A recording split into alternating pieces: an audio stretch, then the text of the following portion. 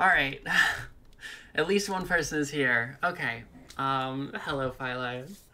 Alright. Okay. Alright. Okay. Alright.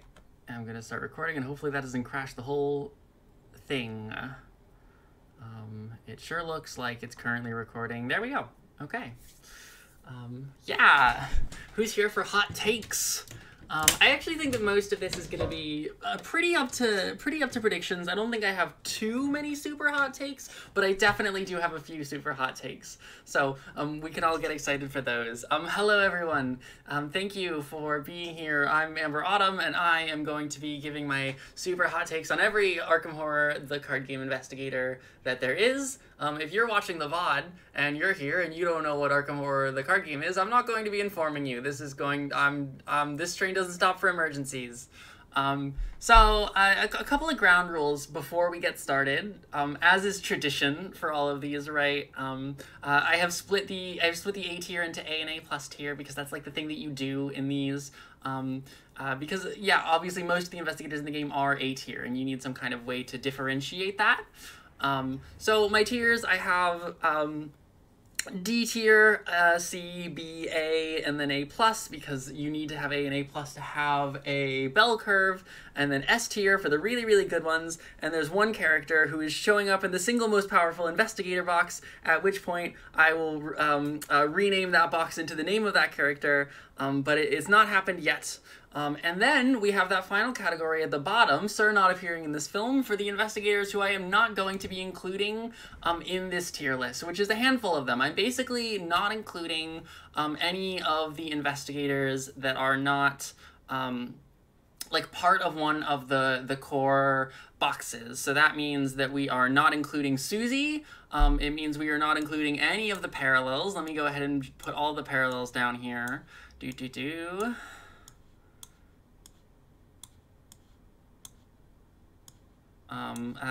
And it means that we are not including Gloria. So Gloria is not the investigator in the single most powerful investigator tier. It's not her, it's someone else. It also means that we're not going to be talking about any of the novella like variants on the investigators. Green Medallion Jenny doesn't exist for the purposes of this. Partly I'm doing this because I want to give a tier list that reflects like the experience of the game if you like if you're not insane about it like the hardcore people like I am. I want a tier list that like reflects what is actually being published in the products that you can currently purchase from Fantasy Flight Games at your local game store. That's the reason that I say that I'm doing this. The actual reason is much more because I just honestly haven't played as much of all of the other investigators. The parallels, I haven't played all of the parallels. I haven't played Gloria because I understand that she's supposed to be stupid, busted, powerful, and so I haven't played her. And so this is a convenient way of cropping all of them out. That said, I did intentionally want to play all of the Hemlock Vale investigators before I got this list out. I know that everybody's very excited about doing their tier list right now. In the past like couple of months, I know Playing Board Games has done a few. Veronica did one. A couple of other people. I've watched like 5 of these over the course of the last week. So I've heard all of the hot takes, and I'm ready to agree with some of them and disagree with others. And I think that is all of the pre-roll that I can currently think to say. Hello, baby. I don't know if you can see her right now. There is a snake on screen. I hope that's okay with everybody. She's going to be slithering around. She's coming out of her cage right now, and I will try to keep up with her. So if I'm distracted at any point, that's probably what's happening. So, all of that out of the way, let's start right at the beginning. We're going in chronological order because it's easier that way, because that's the way the tier lists are already arranged, with Roland Banks. Roland Banks, I think is very obviously a B investigator. Roland Banks is the textbook mid-investigator. I like Roland Banks. I have a good time playing him. I have a good time with like practice makes perfect Roland Banks. And I think that this is somewhere where you're gonna see something that's gonna crop up a lot in this video, which is gonna be my pro-Guardian bias. I like Guardians, I enjoy playing them, I enjoy the consistency, and that's going to affect the way that this tier list works. He's obviously very fragile, and like the 5 horror is something to pay attention to, plus the weakness that deals horror as well, so you have to pack in stuff for that. But Guardian has gotten a lot better over the years about packing in soak and packing in healing, so I don't often find that it's as much of a problem these days. The main issue that I find that Roland has is so I'm gonna talk with every single investigator on this list about whether or not their power, their ability scales. I will. Don't worry. I'll refresh everybody on the Hemlock investigators when we get there and what their whole deal is.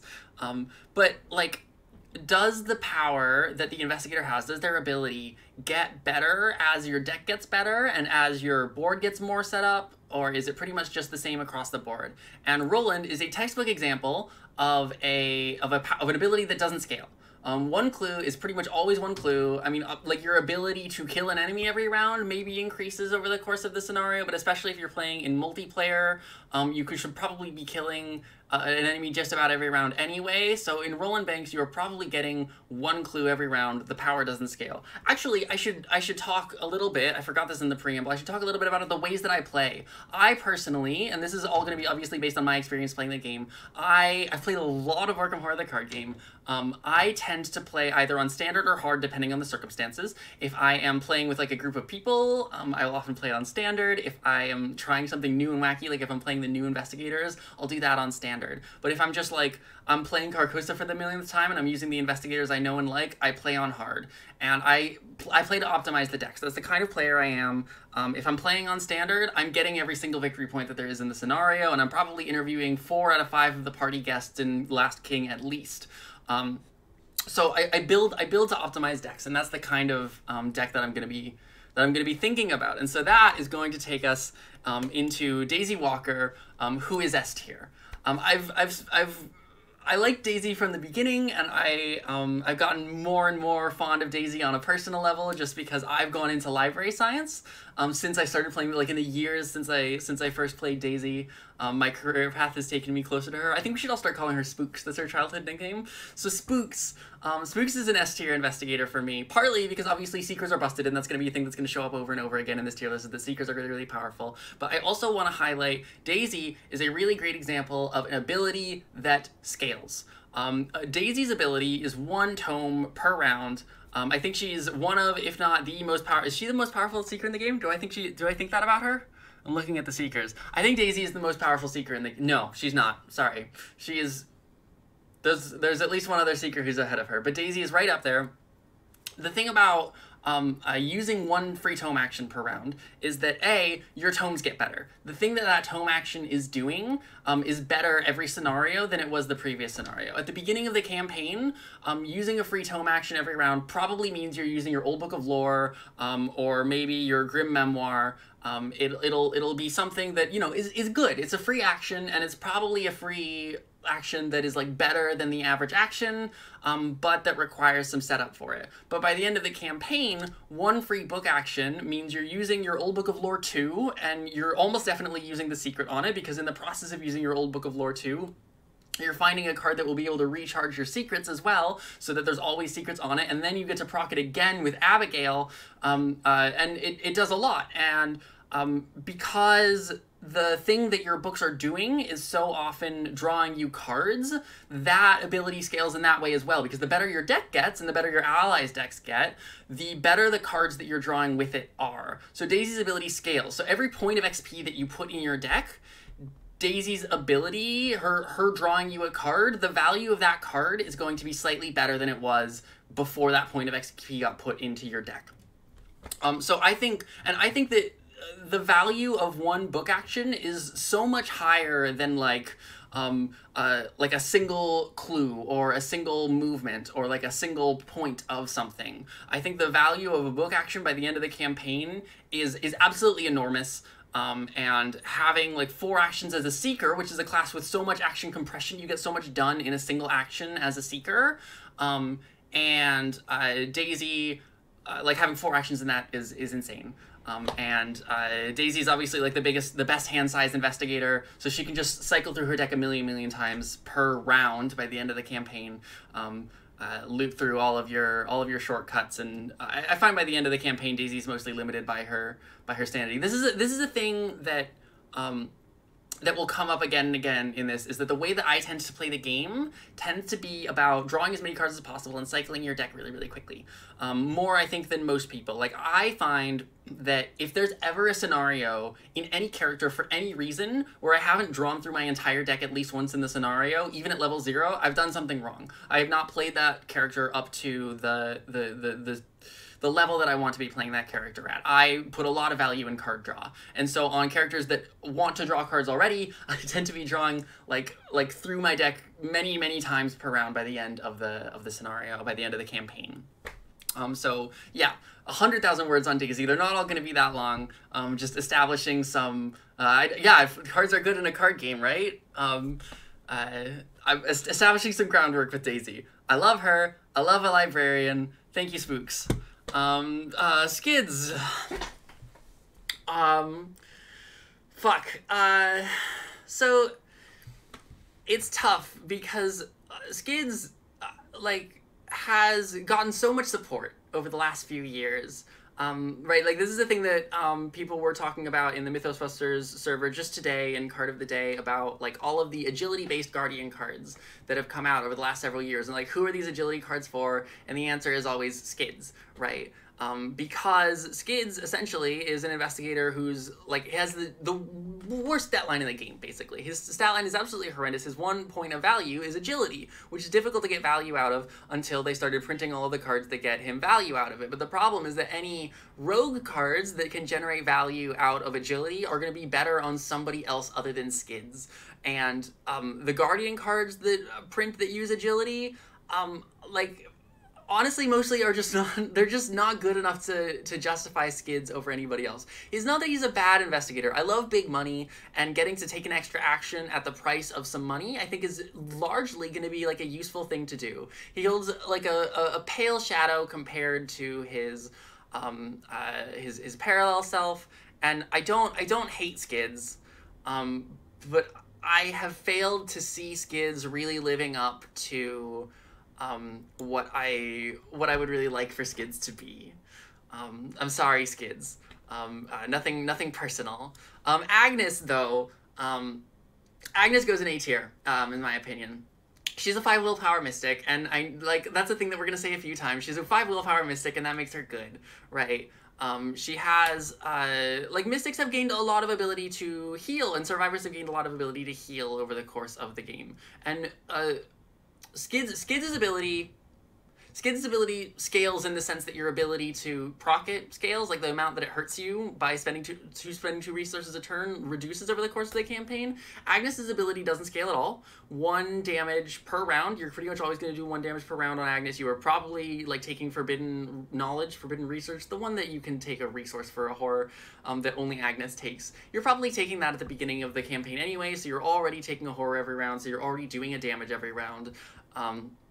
She's honestly, like, especially compared to her parallel self, not an especially exciting character. She's a 5 willpower mystic, and that puts her in A tier pretty automatically. Her one real bummer is her weakness, which is in Ancient Evils, and you do need to be able to make up the tempo for that. I think that she has the ability to make up the tempo for it. I think that a 5 willpower mystic can normally do that. It's a bummer, and I don't often take her because the weakness is so gnarly, but I also think that, you know, healing tech has gotten powerful enough that often in Agnes, I can just let it sit in my hand forever. I can take 2 horror per turn forever, and almost make it like a part of the strategy, make it part of the thing that works for it. So yeah, Agnes. Wendy is the one that I have been the most struggling before the stream. I was so struggling to figure out what to do with Wendy. Wendy is a really hard one for me because I have played very little of her because I don't like her. I mentioned that my strategy tended to be about cycling your deck really, really quickly, and that makes her weakness, like, especially brutal. Removing all of the events from your discard pile, that means your second cycle through, you don't have any events, and that means that you can't play any events in Wendy reliably in, like, in a way that's gonna feel good for me, so I don't often play her. I'm aware that she is good. I'm gonna I'm gonna put her in A because I know from other people that she's good. Just like of every ranking that I'm gonna make tonight, hold that one as the single most. I don't feel confident in this. Please do not believe me. I know that I am probably wrong about Wendy in some direction or another, but other people say she's good. I'm gonna let that happen.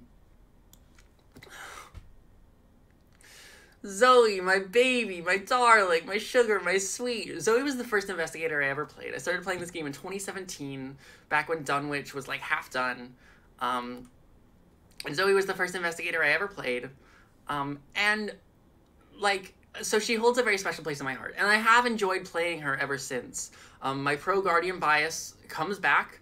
I love consistency. I think consistency is fun, and especially in the way that Guardians do consistency.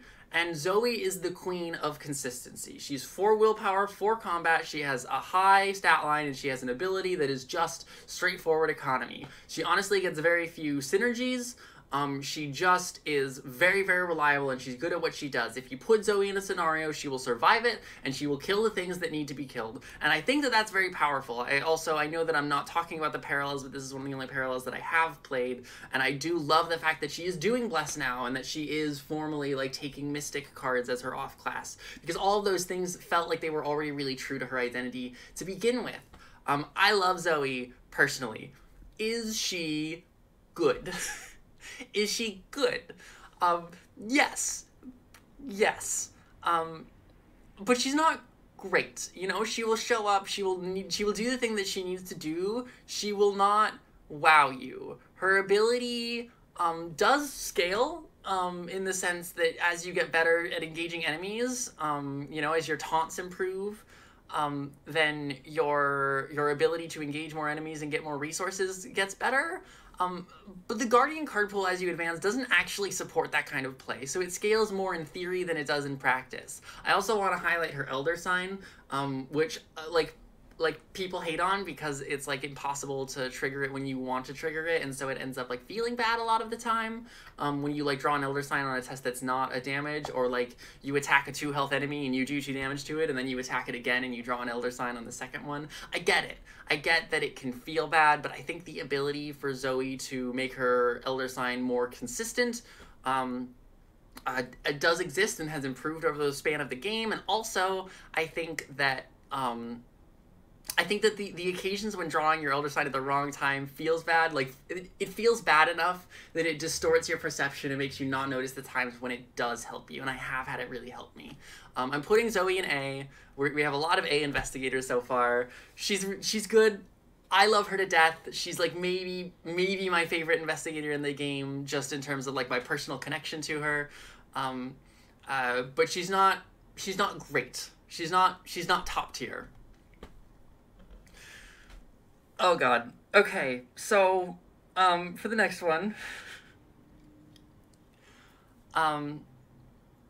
I'm going to ask us all to remember, that I am playing with taboo here. I think Rex is a C-tier investigator. He's not...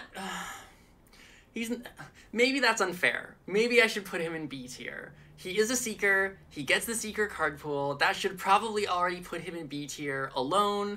If you just play a character with Rex's stat line, and deck building, and then ignore his ability, that probably is worth a B tier. And I know that I'm being petty here, and maybe later I will move him up to B out of fairness. But everybody talks about Rex like he's the best investigator in the game, and it is bizarre to me. Like the argument goes that as a Seeker, your goal is to play as many deductions as possible. And as Rex, you are getting one extra deduction per round, which is a very high rate. And that puts Rex very, very high on the tier list. And also that his off-class cards are very powerful. They get you Lucky Cigarette Case. They get you, I don't know. This is like what Lucky Cigarette Case and Faustian Bargain, just like generically good cards. But the card pool is expanded so much that I don't really feel a need for the off-class cards. Seekers already have ways of drawing cards with their accessory slot. You know, they have, you've got Steady-Handed Chemistry set now. I don't need the lucky cigarette case to be drawing a million cards as a seeker. As a seeker, I need lucky cigarette case to be drawing the cards.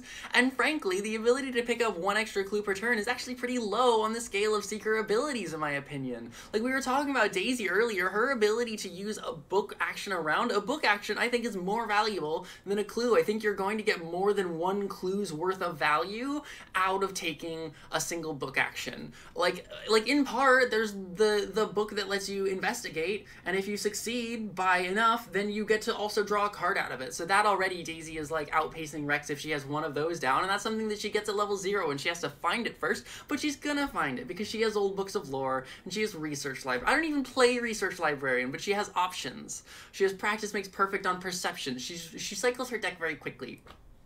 And I just don't think that one extra clue per round competes with that. I don't think it does. The ability doesn't scale also, by the way. It doesn't scale. Which is fine. Like, some investigators not scaling the ability is fine on. On Zoe, it's fine. I just... And I know that... I know that I'm being unfair. I'll move it up to B, but I want it on the record, that if I want one clue for a round with Seeker Access, I can play Roland. So I'm putting him in the same tier as Roland. Thank you, Phylion. So that's, you know, one of my more controversial hot takes of the game. There'll be more. Don't worry. Jenny Barnes is not one of the controversial hot takes. Jenny Barnes, go down in D. I'm sorry, Jenny. I really want you to be good. I think you're delightful. I think your personality is so much fun, character-wise. But a 3-3-3-3 stat line is bad. The problems with Jenny have been well litigated. Her stat line is very bad, and she doesn't actually make enough money to make up for it.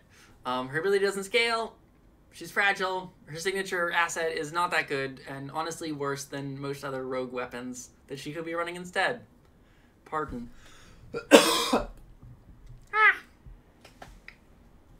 Yeah, Jenny, she's not interesting.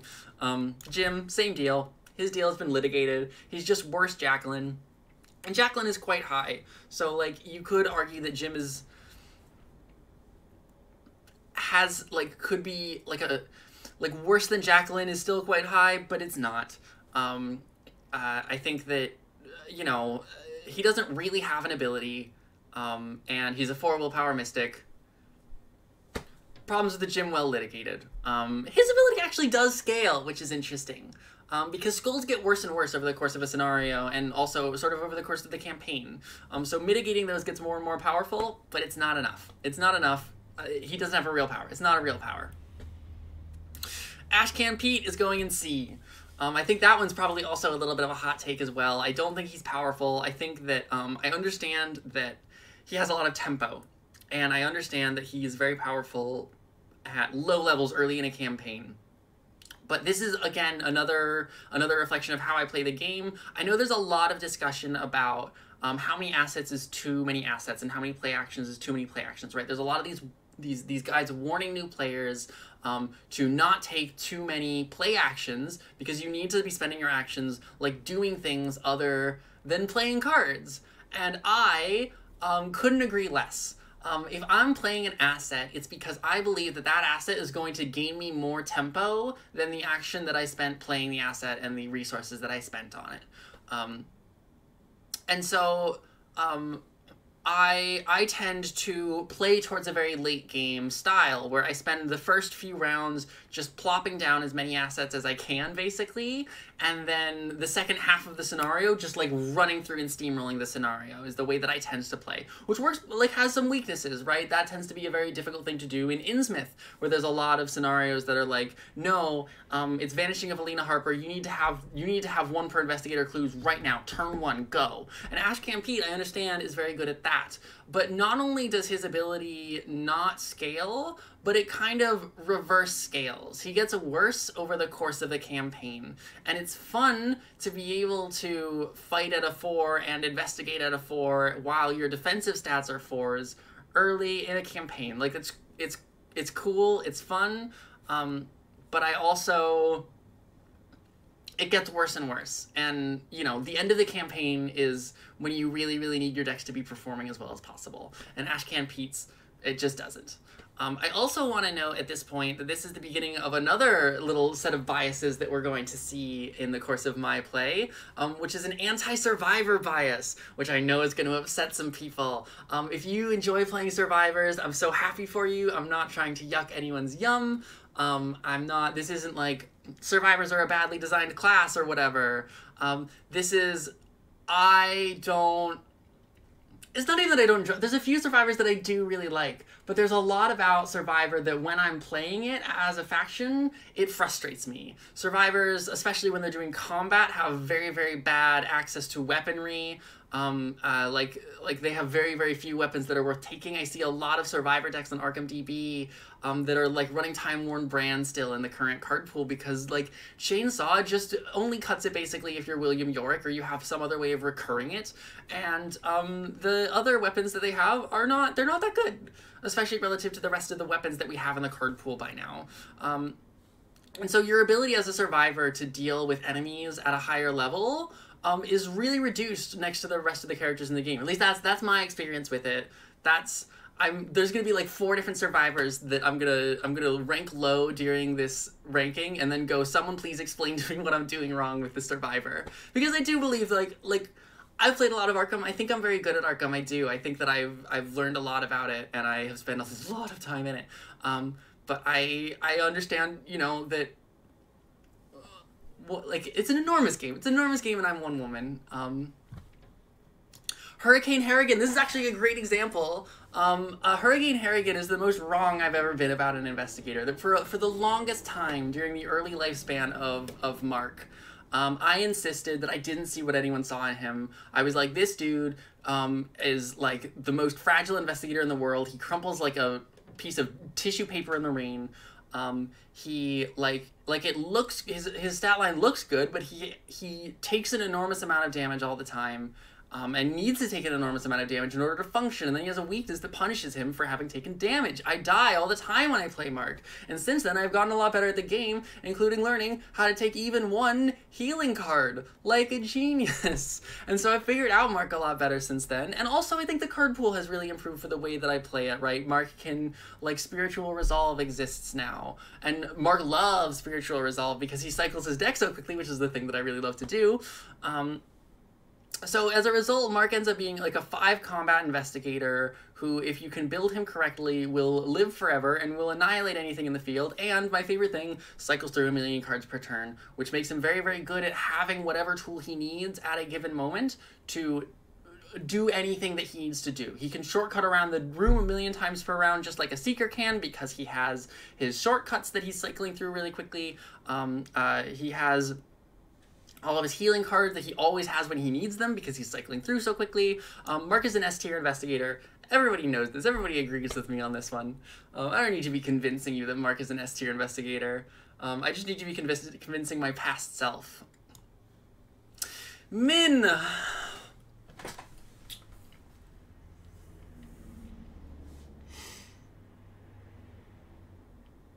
So Min is tough because for a long time, Min, I thought, was one of the most powerful investigators in the game.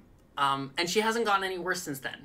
Min crushes. She does. If you put her on a team, she will draw 1,000,000 cards. She will help everyone pass all of their tests. Everyone will be very grateful to her. She's really powerful. Put 1 Dream Diary in her, and she never needs to worry about her weakness again. The problem is that the rest of Seeker has gotten so much better, right? In the year 2024, adding 1 icon to 1 skill test is not as valuable as it used to be. And her signature, which draws her 1 card every round, once you get to it, is really powerful. I think that at this point, Min's signature asset is significantly more important than her ability. Her ability doesn't scale at all, and sort of reverse scales as you need the extra icon less and less. But her signature asset does scale, because again, every XP that you put in your deck makes a card draw better. Min is really powerful. She has dropped somewhat in the course of like the time that the game has been around relative to the other Seekers. But Seeker only ever gets better. Min is A. Am I gonna put anyone in A+? I didn't plan this out beforehand. I didn't decide who's going where. We're gonna find out if anybody ever goes in A+. No, I'm looking at the list. There's a couple of these people I'll put in A+. There's a couple of these who will go in A+. Yeah. Not the next one though. Because the next one's Safina. And I'm sorry to say that Safina is a C investigator, and honestly I think I'm being generous. Chuck Fergus has obviously done a lot for Safina, and like the challenge with Safina, the puzzle that you have, is how do you turn the 2 defensive stats into offensive stats? And rogues have gotten a lot of tricks for that, pun not intended, just came out like that, over the course of the lifespan of the game, and Safina's really good in theory about managing those cards. Any time that I've seen Safina played, I've not actually seen it work out like that. I've seen her, you know, play a card that says, you know, investigate and add your agility to it, and then she's investigating at a 6, which is not actually that high. Like, you know, Finn is doing that better than she is. Winnie is doing that better than she is. Kaimani is everybody's doing this better than she is. Which is not necessarily the place that you want to be for your event-based rogue. Like, even pickpocket, or like, not pickpocket, lockpicks, you end up, like, you're investigating at a 6, and you need to be succeeding by a 2. And Safina just doesn't actually have that many ways to boost her stats up past that beyond any other rogue. Her ability does her ability scale? It's a weird one. Yes, I'm gonna say her ability scales because the events that you're putting on her get better and better as you put more XP into the deck. I've never actually seen her, like, go off in the way that she's supposed to. I understand double exists, and it's good once you pump a lot of XP into Safina. She can ultimately get things done, but I could pump the same amount of XP into any other rogue and be doing a lot more. Akachi. I'm putting Akachi in A+. She's our first A+. Akachi is the most simple mystic in the world. I think of her as the mystic's mystic. If you're trying to teach a new player how to play mystic, it's Akachi. She's so simple. She plays mystic cards with 5 willpower, and every asset she comes out with an additional charge on her. And sometimes she gets to refill those charges, and sometimes she just swaps them out for new spells. She's like sort of boring, but like in a way that I enjoy. I like Akachi. And I also think that she's very, very powerful. She gets a lot done as a 5 willpower mystic who just gets a little bit of extra value out of every spell that she plays. And like given that mystics have such a high setup cost for getting their spells out there, getting extra value out of the spells that you do put out is huge. Very little to say about Akachi. Yorick, though. Oh, buddy boy, Yorick. Obviously, everybody knows that Yorick is floating up here somewhere. He's somewhere in these top tiers. I'm not putting him up there. He's not there, but he's somewhere in here. Yorick is like the single most undefeatable investigator in the game. Yorick is the second most undefeatable investigator in the game. We'll get back to that. Yorick is one of the only survivors who I'm like, I love Yorick. Yorick takes advantage of the survivor card pool in a way that, like, I don't know that I think that Ashcan does. He can juggle chainsaws. He can Act of Desperation, throw a chainsaw at somebody and get the chainsaw back. He can be juggling beat cops. He can be juggling police badges. There's so many different ways that you can play Yorick to get different kinds of value out of him. And he, you know, has an infinite amount of soak because he can be recurring his soak over and over for free. His ability does scale because the assets that you are recovering get stronger as you put more XP into them. And the piece de resistance to Yorick, I think the thing that, to me, is the real tipping point that I honestly see people talk about relatively little when they talk about him, which is insane to me, is his signature asset is a free delve that does not require you to draw any cards from the encounter deck. And Victory is insanely powerful. It like, this doesn't help you on Scenario 1, but starting on Scenario 2, that's extra value for every single person on the team, which is going to give you a lot of tempo over the course of the game. And you are going to play the card because you are running short supply on Yorick, which means it is going into, you're like either going to draw into it or it's already in your discard pile. And if you short supply it into your discard pile, all you have to do is draw a single Elder Sign at any point over the scenario, and you pull back that card, and you are going to defeat an enemy with it. I don't think I've ever played a scenario with Yorick in which I didn't bury an enemy too deep. I think every single time I've played Yorick, I've buried an enemy too deep, which is a victory point for everyone. Sometimes I will bring Yorick on a team just because I am that thirsty for XP, because it's fun to have XP and to upgrade your deck. It's fun. And he does a lot for a team in the long term, in addition to just fucking killing. He just slays things. So I talked myself out of regular A tier here. I think I could really see arguments. I'm not sorting within tiers, by the way. Min and Agnes are identically powered here. But yeah, I think I am gonna put Yorick in S. I think that's fair. I think that's reasonable. Lola gets D. Lola gets D. Again, not controversial. Everyone agrees on this about Lola. I'm sorry, Lola. I know that you've had your taboos. I know that you've improved in a lot of ways. But ultimately, she's still a gimmick investigator with no real ability. People say her ability is her deck building. But I don't know that I have seen whatever combinations of level 3 cards of different classes that are so synergistic with each other that they actually make Lola, not just that the synergies are good. I know there are synergies, but I haven't seen any that are so powerful together that they would elevate Lola into being like a consistent investigator above D tier. She's 3 in all stats, and she doesn't have an ability that's meaningful, and she can't even play half of her cards half of the time. I'm sorry, Lola. I think you're a cool concept. I love that they did Lola. I think the idea of an actress who changes roles is so cool. I love that. I think that's delightful. I don't think she's powerful to play. You know, it's a puzzle that I've spent a long time trying to solve. I haven't done it. That's okay. You know, you need some investigators to not be as good as others in order to make the game balanced and fun. Next. Leo Anderson, I'm putting an A+. It maybe is unfair. Maybe I should put him down an A. This is a little bit of a controversial one. People are not as high on Leo as I am. I think I play Leo differently than a lot of people do. I've seen some, I had a discussion in Card of the Day in the Mythos Busters Discord, like several months back about Leo Anderson and how people play Leo Anderson.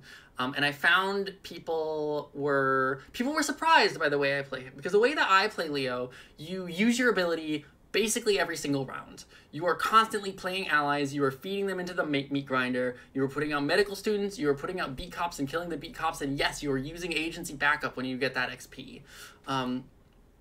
I pretty much always, when I am playing Leo Anderson, start with a he starts with XP. He starts with XP because he starts with the charisma, because you always in Leo Anderson buy in the thick of it for 3 experience for charisma. I can't imagine ever not doing that. Hey baby, hey, you want to come here instead of going behind the computer?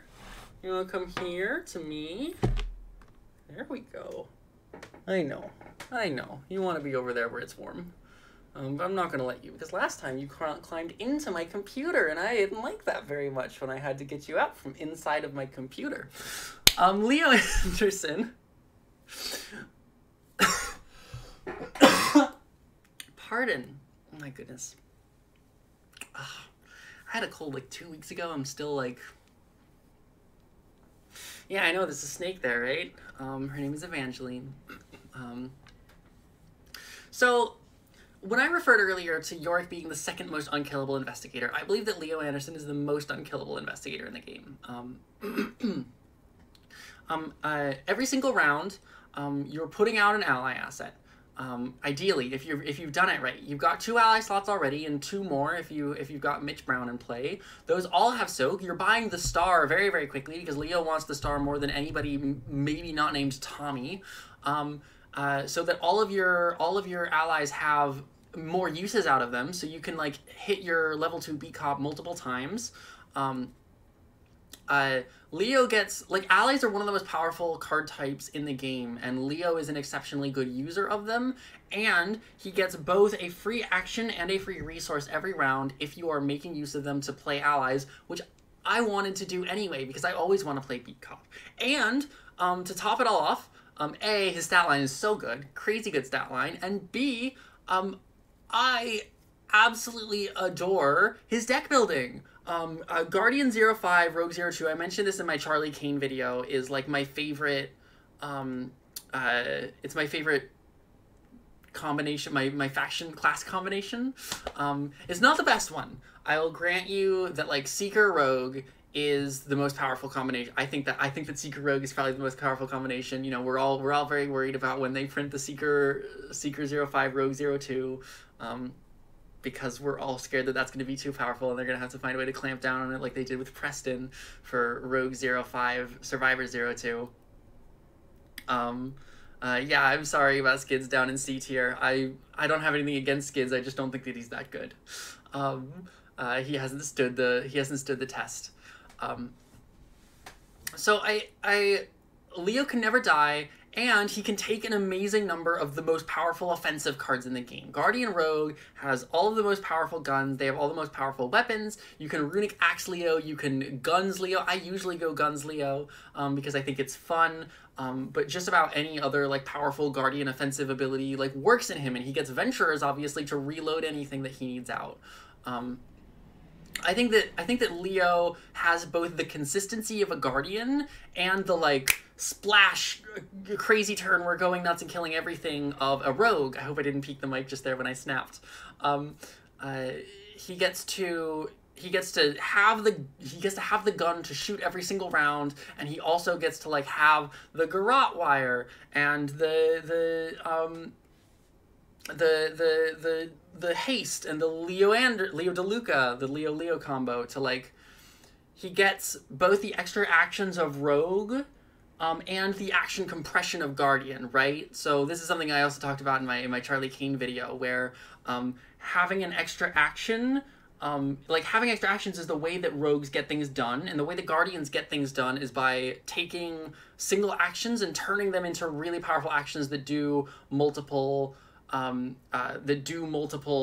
things at once. And so having, like, the extra action on Leo DeLuca goes further in Leo Anderson, shooting a lightning gun that does a bajillion damage than it would in a Rogue, who I guess could also sawed-off shotguns to do a bajillion damage, but on average, the Guardian action is going to be doing more than the Rogue action does. I love Leo. I think, yeah, I will post a Leo, I will throw together and post a Leo deck. After I'm done with this, kind of put together like an Leo, a sort of a bog standard Leo that I tend to run. I think he's really fun. Ursula. I'm like sort of down on Ursula. I know that, like, the common opinion is to say that you're down on Ursula. And I definitely think Ursula is better than Rex. I'm sorry. The reason that I think that Ursula is better than Rex is because she gets to take an investigate action instead of just discovering a clue, so she can proc, like, a fingerprint kit.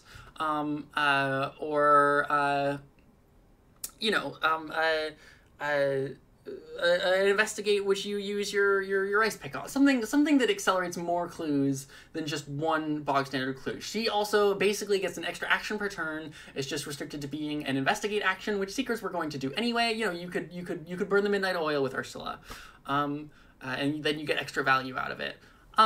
She doesn't have, like, obviously I think that Seekers are at their best when they are drawing a million cards. It's the thing that they get the most value out of. It's the way that Seekers are broken, and Ursula doesn't do that well. She moves around really well, which is very powerful, and she does accelerate her clues, which is very powerful. I think that she's better than Rex, and I don't think she's as good as Min, which kind of leaves me stuck about where to put her, B to C. I think I am going to put her in B. But, you know, note that I was considering, or A and B. I'm going to put her in B, but note that I was considering putting her up in A. Finn! I'm putting up, he's not here. I'm leaving him to rest up here while I consider, but he's not going there. Finn, my friend Walker, who got me into the game, Finn is his favorite investigator in the game, and so I feel bad that I'm not going to be as high on Finn as Walker is.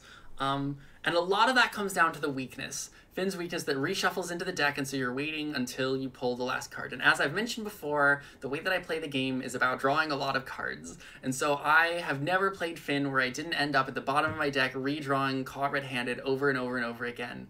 And it really puts a limit on how much you can do with it. Especially, Finn draws cards really well. You put 2 pickpocketing to him. Obviously, you put 2 pickpocketing level 2s in Finn as soon as you can. And so that means as Finn, you're drawing at least 3 cards every round, which will get you to the bottom of your deck, which is...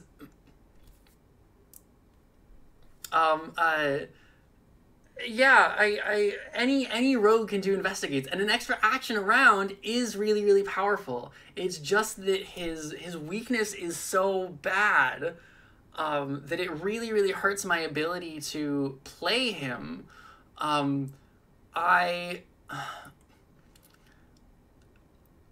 I think I have to put Finn down in B, and it's not because he's not good or fun to play.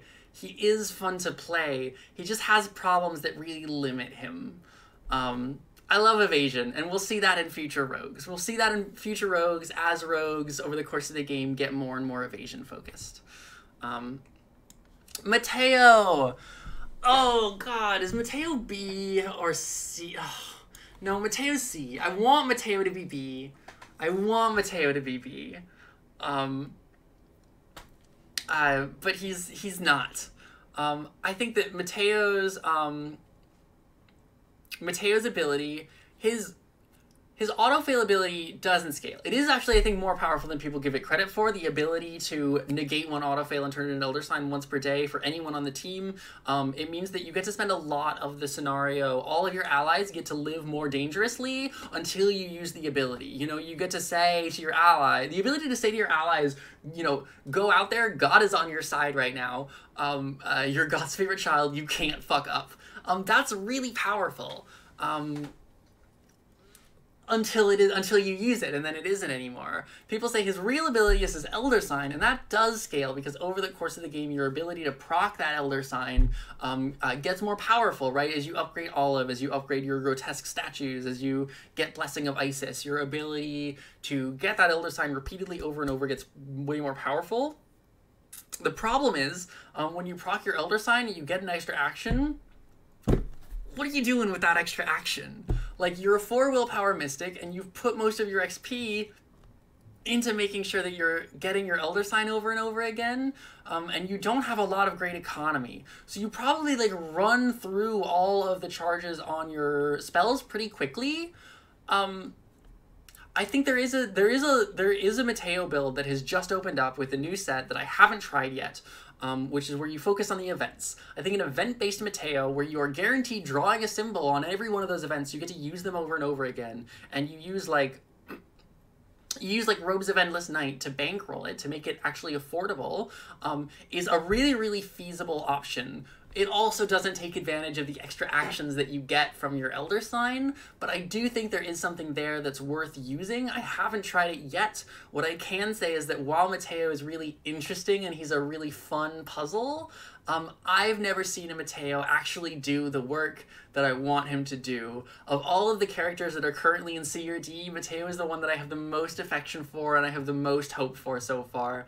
I want Matteo to do well. I believe that someday I will hit a Matteo that does well, and I'm going to continue rolling Matteo until I do. I just haven't seen it happen yet, and so I can't in good conscience put him above C. Calvin, I'm also putting in C, and I'm being generous. I don't have affection for Calvin. Calvin, his ability is that he has 6s in all of his stats. Assuming that you're taking the Survivor Tarot, which you should be because you're Calvin, and you're taking your damage and horror really quickly. Once you get there, you're very fragile. You have to have committed a lot of your deck to making sure that you don't die after that point, to make sure you've got your talismans and your perseverances and whatever it is that you have as Calvin to keep you alive. And then, like, the payoff that you get for that, for being, like, spending a lot of your resources mitigating being in a dangerous place, is just having high stats and no compression. And this is, like, a problem that I think survivors have in general, is about compression. I mentioned the problem with survivor weapons earlier. I don't think that survivors have good weaponry options, so Calvin, like, is never going to perform as a fighter in the way that just about any guardian or rogue will, who's, like, trying to function to fight enemies.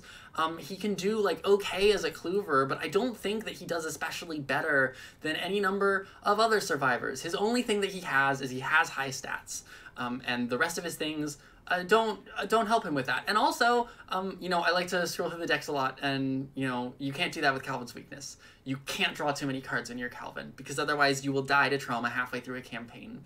And if you can't draw cards, that makes you worse. It makes you worse. I think that Calvin... He's not bad. He's not bad. There's just nothing really for me to recommend about him. Carolyn B tier. Carolyn, people say her ability is her deck building, and I think, again, at this point, I think nobody's ability can be their deck building at this point. I think that it's very hard to have somebody where your deck building is your ability, because the card pool has gotten so good for every single class not named Survivor that there's some tool that's really powerful to help you no matter what your deck building is. And I understand, like, I'm not saying her deck building isn't powerful. Her deck building is powerful. It is. I'm saying that powerful deck building is no longer enough in the meta of the game. You need to also have a good ability. What is Carolyn's ability? She heals people, and by healing people, she gives them resources. That's actually quite valuable, and obviously quite valuable. And obviously, Peter Sylvester does a lot of work on her. I have found that Carolyn generates a lot of resources for the team, and that is good. It's good, and I wish that it were paired with an ability to actually accomplish things within the scenario. Her card pool isn't very good at letting her pick up clues. She can pick up some clues. She can do some amount of cloovering, but she can't be a primary cloverer. She certainly can't be a primary enemy handler. Your team shouldn't need a dedicated healer. That shouldn't be, like, a thing you need. But if you're playing, like, a 4-player game and you have one Carolyn, like, in a 4-player team, you can usually afford to have one person whose main role is support and is doing a little bit of cloovering on the side. There's a role for Carolyn. It's just that support and a little bit of cloovering is not enough to put you in a high tier for me. That's, you know, that's my onion. Joe. What do I do with Joe? Because, like, it's in here, right? It's somewhere in the BC range.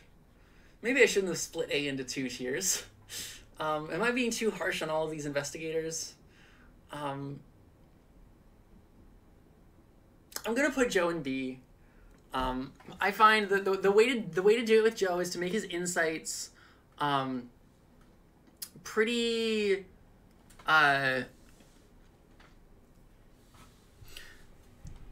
make his insights pretty focused on healing him, keeping him alive. I find the insight is mostly a solve for the Joe is very bad defensively problem.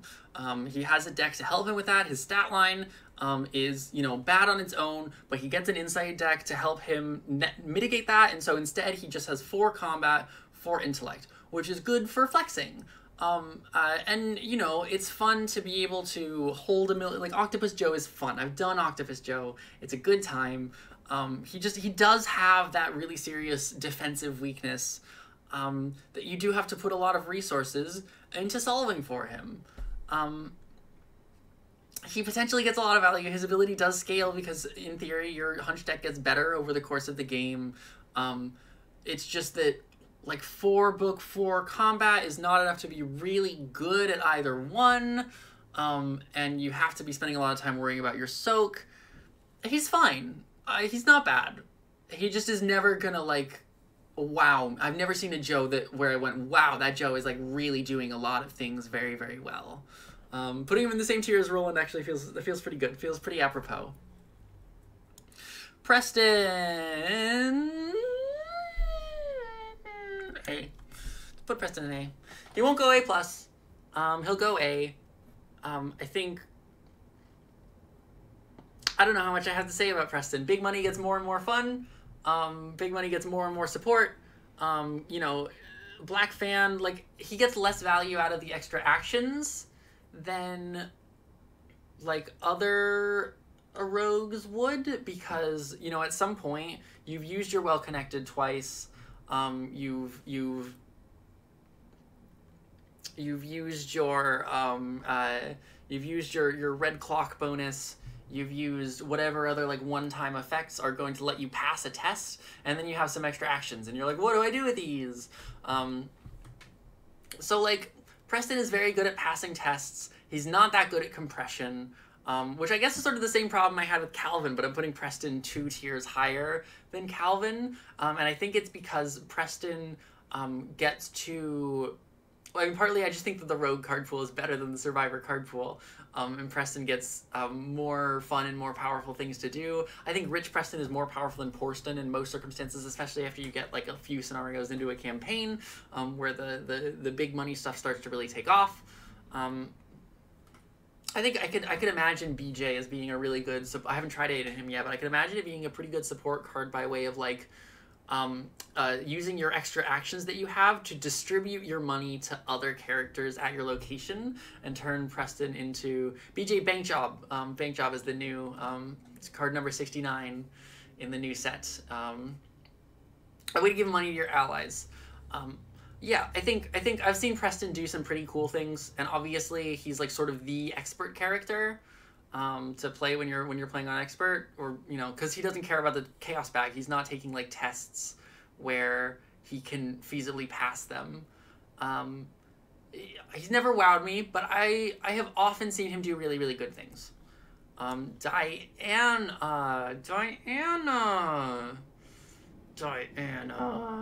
A+? Do I just put her down in A?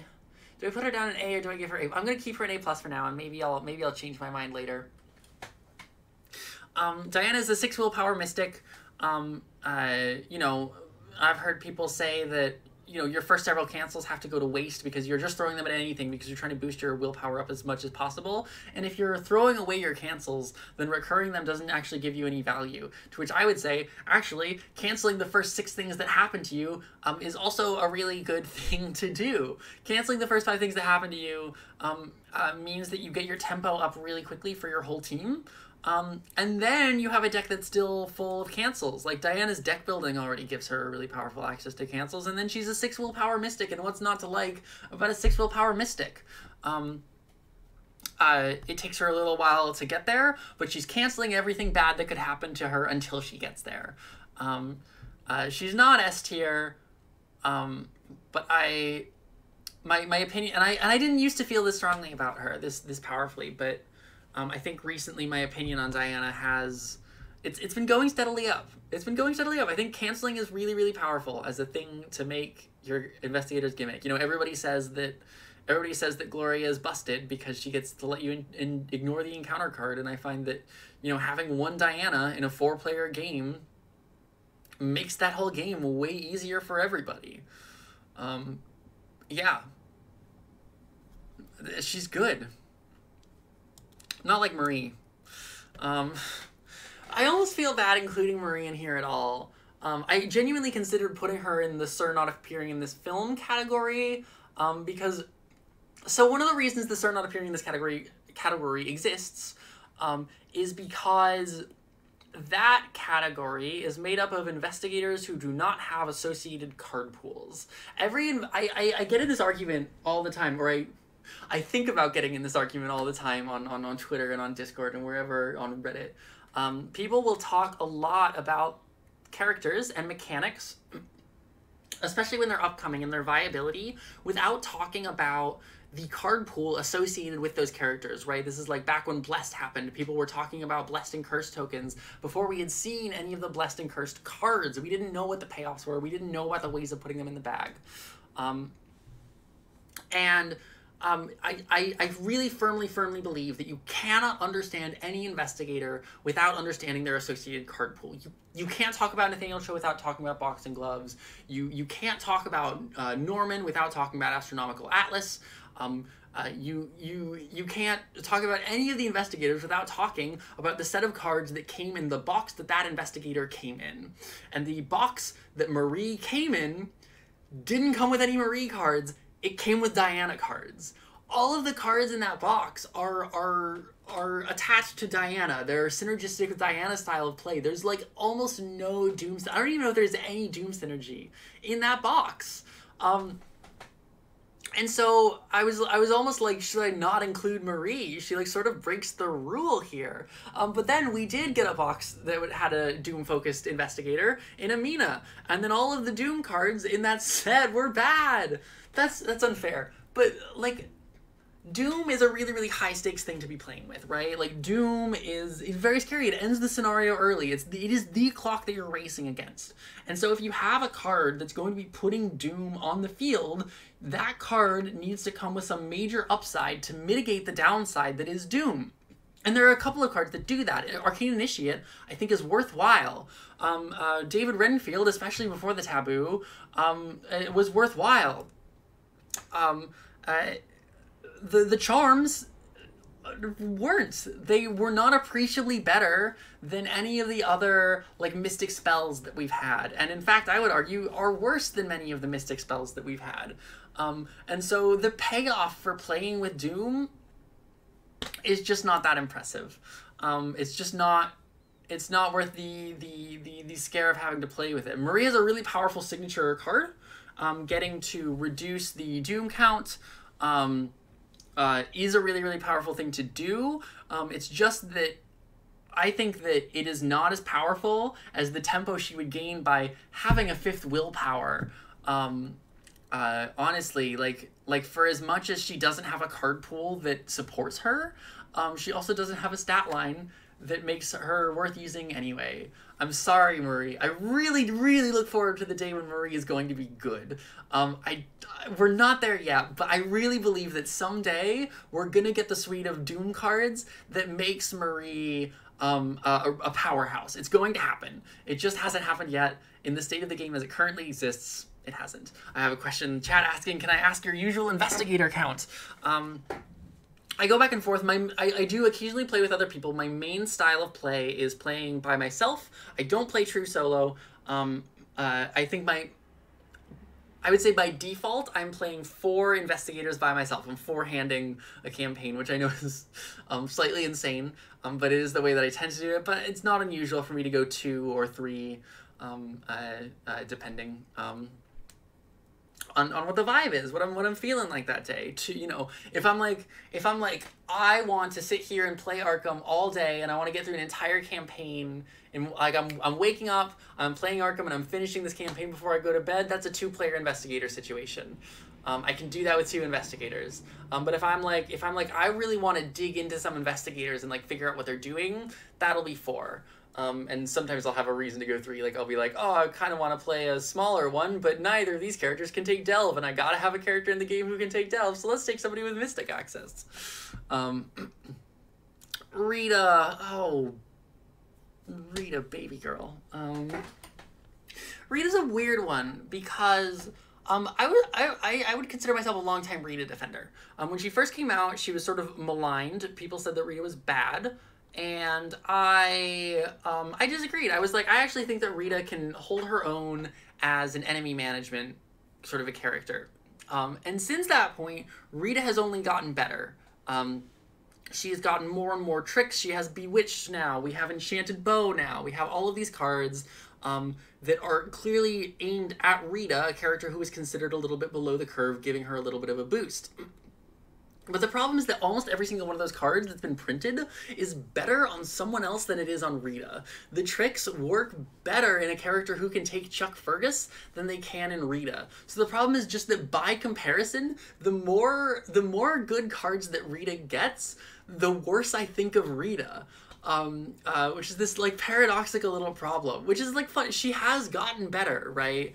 But as the card pool has grown, again, the survivor weapon pool has not really improved, and Rita's main goal is that as an enemy management person. So like, you know, you evade an enemy and then you dirty fighting them and then you hit them with what? Probably like what? Like a brand? Like it's a brand, right? So I'm gonna put her in B. I'm gonna put her in B. Does that feel fair to everyone? Putting Rita in B. Is it fair? You can also do it with a bow, sure. It's just the bow is really action inefficient, you know? Like you have to. It sucks that her best weapons are neutral cards. You know what I mean? Because the neutral cards are like by design below the curve of class cards. So Rita's B. Tommy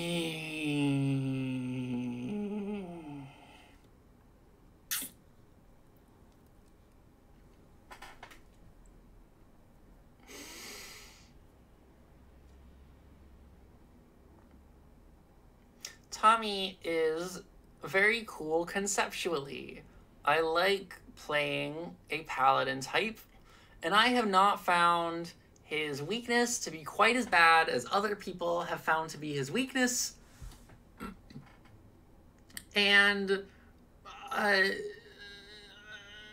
like his deck building. His deck building is really, like, Guardian 05, Survivor 02 is exactly what he needs to be doing, the thing that he wants to be doing, which is getting hit a lot. He wants to be playing Thorns. People say that Daniela is the Thorns investigator. I really think that Tommy is more the Thorns investigator than Daniela is, although we'll get to her. I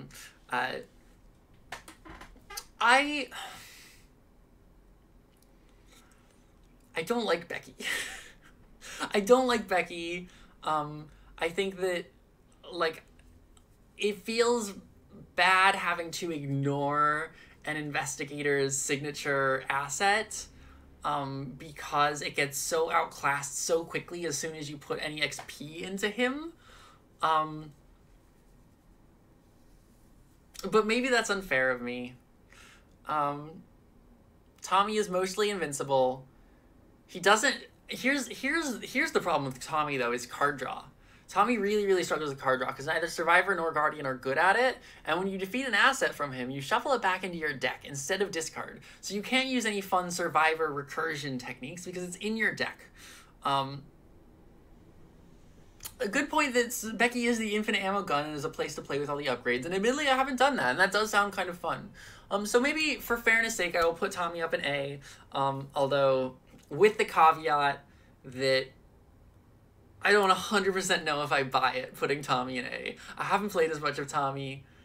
I don't know if I buy it, but we're going to put him in A for now. Mandy, poor Mandy.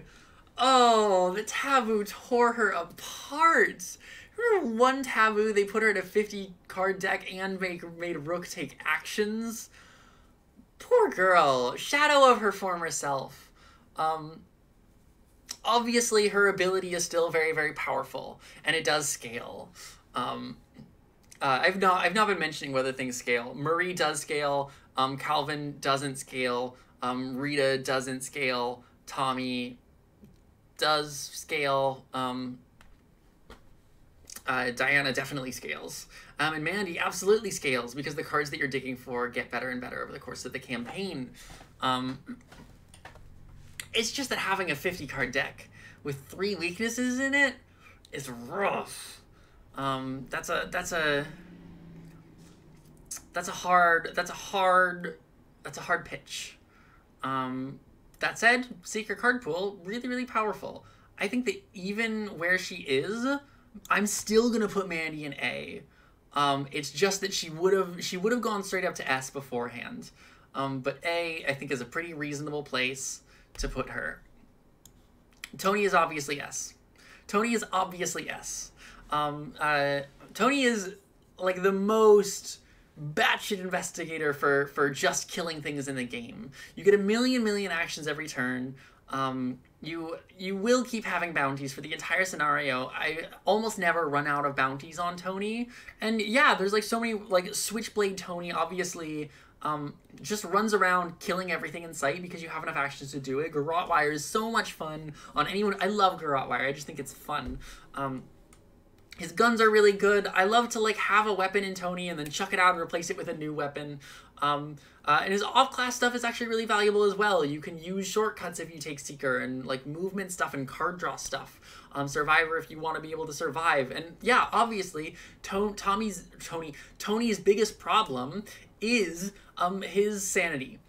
You have to be able to figure out a plan for his sanity, and Rogue is frankly not that good at that, especially given that his willpower is not like high enough to be able to make as much use as you would want to out of Liquid Courage. My voice is really starting to, like, I can feel it getting rawer and rougher as the stream goes on. I'm having a great time. I don't know how long I've been doing this for an hour 15. Okay. I honestly have very little to say about Tony, Jesus. Doing Tommy and then Tony right afterwards. I have very little to say about Tony.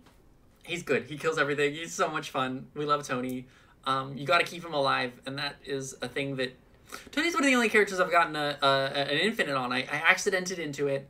I'm not normally thinking about infinites on here, but I did, before All In and 3 Aces removed from game, Forgotten Age, I think Tony was the first one I ever like ended up in a situation where I was like, I am doing an infinite amount of damage, gaining an infinite number of resources, and like healing an infinite amount without taking any tests. I win this. I kill Yig and everything else. And that was really, he's really powerful. It's great getting to be able to just go. I am going to grab a glass of water, and I'm going to be right back, and I'm going to trust you all to be cool for the 1 minute that I am gone for. Time me 1 minute. Let's go.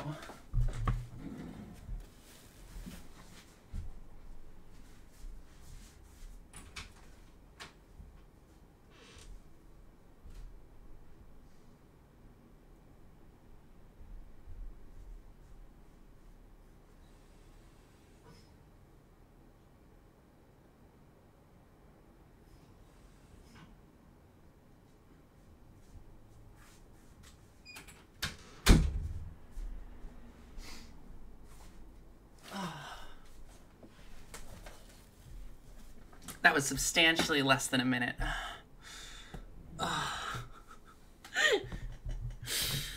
Finn sneaks up to A. How do you do that? The scoundrel. The bootlegger. Okay. We're back. Luke. Luke is another one I could be totally wrong on. My intuition is that Luke is A+. That's what I currently believe about Luke. I think that... you know, Gatebox is really, really powerful enemy management, and all of his other abilities, especially with the new Seeker events. I think Luke is a powerhouse. He can go anywhere and do anything all the time. Like probably the only 4 willpower mystic that's going to end up in the A+ tier. I haven't played Luke in a while. Admittedly, he's like on my list of like new people to play now that the new cards are out. I'm going to be playing him soon, so I don't know for sure, but I believe currently my intuition is that Luke is A+.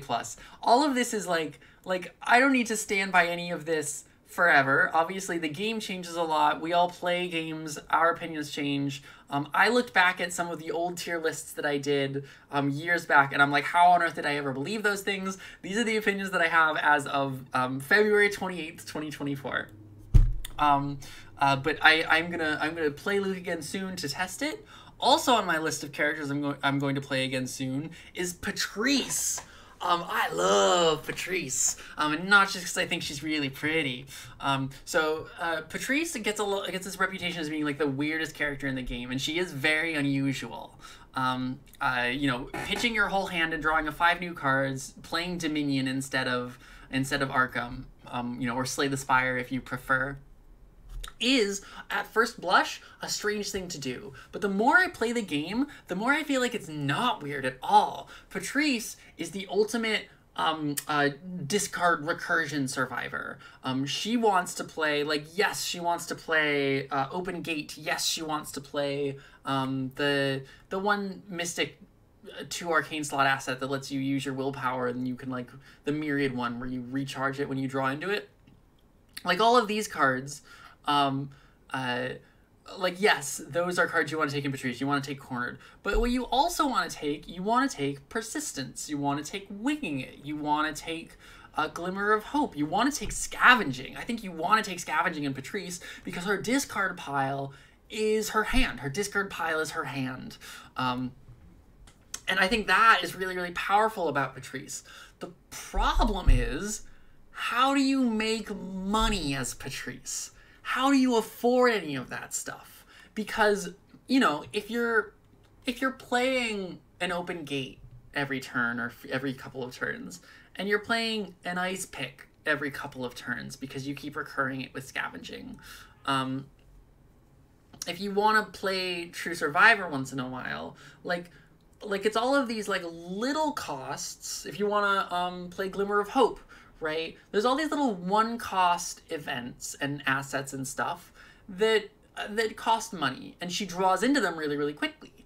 And so you end up, like ticking for $1 a lot on Patrice, I find.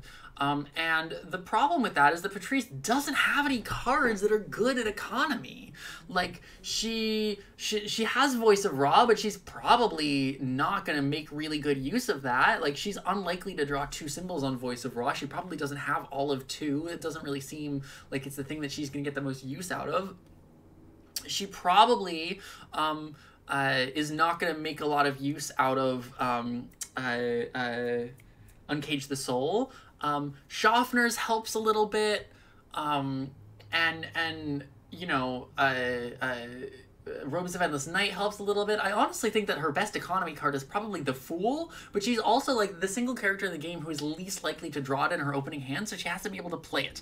Patrice's economy is really, really bad, and every time I've played her, I found that I could not afford the things that I wanted to play in her, which makes it really, really hard to recommend her. I'm putting her down... God, I hate to put her in C, but I think it's what's fair right now. Is there a tri-class talent good for red events? There might be. That might be worth looking into. I actually hadn't considered that. I don't think I haven't tried that in her. Ooh. That's worth considering. Thank you. Maybe I'll bump her up to B then, with the understanding that such a thing could exist. I think Patrice is so cool and has so much potential as the discard investigator. I think that her economy really, really holds her back from making it into the upper echelons. Not that she's bad. She does work. She does work in a scenario. I find her, especially as a clouverer, and as a support character, she can pass tests well, and she has a reasonable amount of acceleration.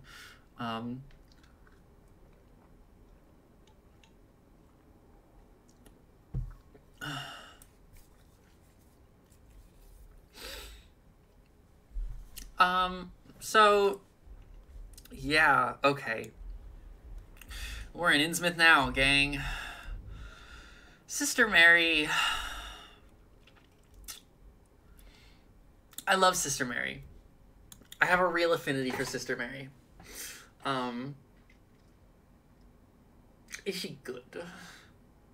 Is she good? No. Sister Mary is a support investigator first for the first several scenarios. But obviously, blesses are not actually a really meaningful form of support. I don't believe that. I believe that adding curses to the bag does not meaningfully increase your chances of failure most times on most tests, and adding blesses to the bag does not meaningfully increase your odds of passing a test you are going to fail. I think blesses are even it's less valuable to add blesses than it is harmful to add curses to a bag. And I find there's a lot of ways of getting around curses. I agree that you know, with the new bless support, Sister Mary is going to improve a lot with Ancestral Token and Ophuda. And new Blessed Blade is, you know, meaningful. It gives her a second weapon that she can try out.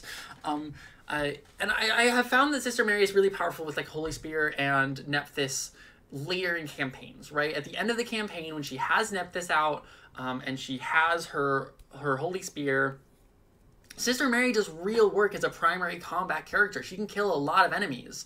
But for, obviously, the first several scenarios, I'm not the first person to observe that for the first several scenarios, Sister Mary is not a powerful enemy killer. And you can sort of get away with that in, like, a 4-player game, where you have another character who's supposed to be, like, primary enemy management, and Sister Mary is supposed to be, like, secondary enemy management. But she struggles, I think, a lot at lower player counts when you really, really need that character who's doing fighting to be, like, the character who is doing fighting. Blessed Blade can live in Occult Reliquary's hand slot. I do love that about it. So I think Mary's going to go in B. We're going to add on to that B tier. Keep that bell curve curving. I like Sister Mary, and I think she's really, really powerful by the end of the campaign. It's just that she has to get started, and it's tough to get started. Speaking of Innsmouth,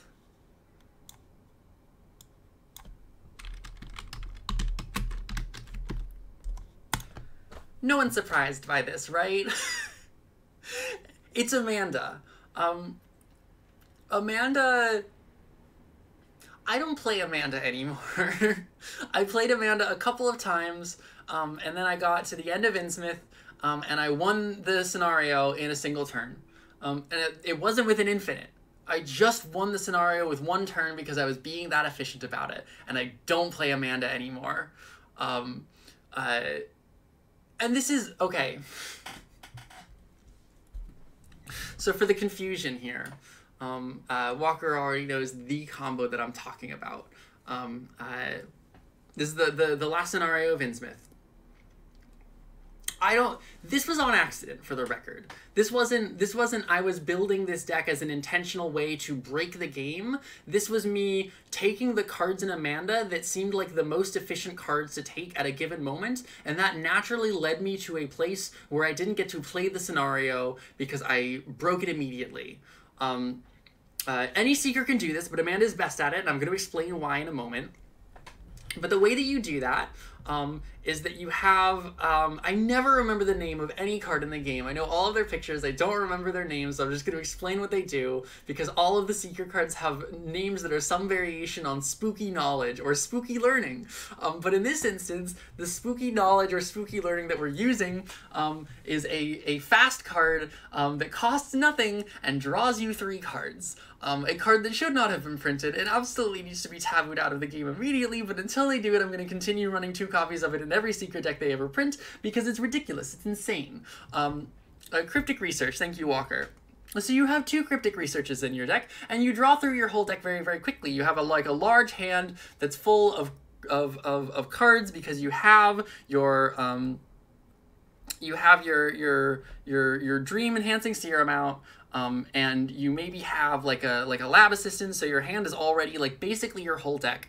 And then with 2 Cryptic Researches, you get to Cryptic Research, cycle through, and just like you draw Cryptic Research. Your whole deck is like 2 cards, so your Cryptic Research draws you your whole deck, and then like one of the cards that you draw with that Cryptic Research is your other Cryptic Research, and then you play that and that draws you your first Cryptic. You're just like cycling the remaining like 3 cards that are in your deck, and the cards that are in that deck are shortcut level 0s, so that you can move like however many times you want to.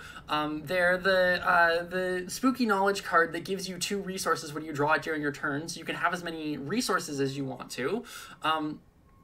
And you use those to play Working a Hunch, which is one of the other cards. You discover as many clues as you want to. And you get to move around the whole map for free, getting a bajillion resources, and picking up like all of the clues everywhere. And of course, the problem with this sort of a build is that it does horror to you every time you cycle your deck. So the thing that you need to keep that in control is either the way that you actually go infinite with this.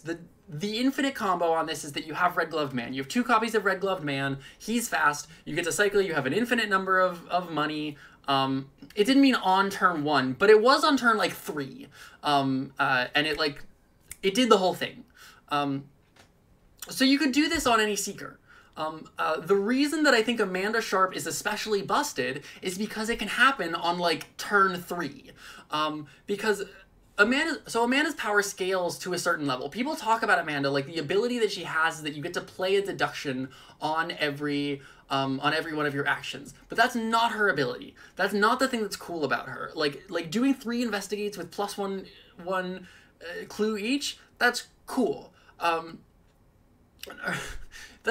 million isn't cool. You know what's cool? $1 billion. What's cool is having a perception level 2 on Amanda, and then you get to take 3 tests in which you draw 6 cards, and then you have like already basically your entire deck in your hand just with that before you've played your cryptic researches. And so Amanda Sharp is very, very good at drawing an enormous number of cards very, very quickly. Yeah, or Unrelenting is the same hat, that's the same combo with a different card. So you get to a certain point in her deck where you can no longer put perception or deduction under her because her weakness is automatically going under her every single round. But that means, because you have your whole deck in your hand, that you're swapping out your weakness for your signature asset. So every round, Amanda is just a 5/5/5/5 investigator with no particular ability. And I don't like that when that's Calvin. But Amanda, her card pool supports once she gets to that point, her entire deck is in her hand, so she gets to like use a million fast cards and do big hand nonsense better than just about anybody else in the game. But also, the critical thing that Amanda gets that other characters don't is the rapidity with which she gets to that point. Amanda goes fast. As soon as the game is started, if you have enough XP in her deck, you fill her hand up like that. That's the thing that makes Amanda, for me, the most powerful investigator in the game. She busts it wide open. I don't play her anymore because of all of those things I just said. So that is Amanda. That's Amanda Sharp. I recommend playing her like that once. I recommend doing one of those runs. It is very fun. It takes a few XP to get it going. Like, obviously she's not like that from the start of the game, but she's like sufficiently good at the beginning of a campaign that you will be able to get it there by the end. You know, provided you're delving twice every turn because you're me, or every game.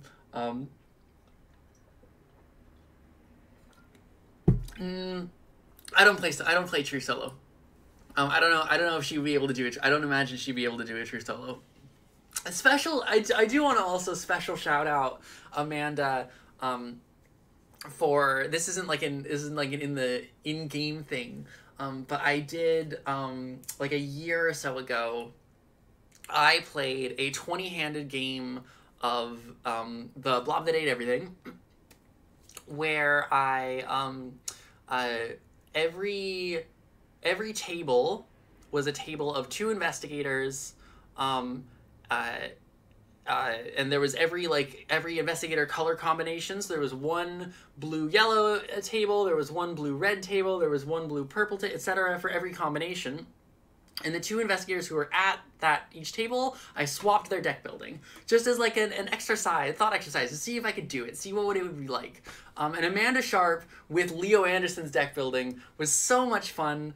Getting to like put vicious blows or overpowers on butterfly swords was delightful. Guardian has test expansion in a way that Seeker doesn't really. And so, I don't know. That was fun. It's fun to think about test expansion as like a thing that's valuable.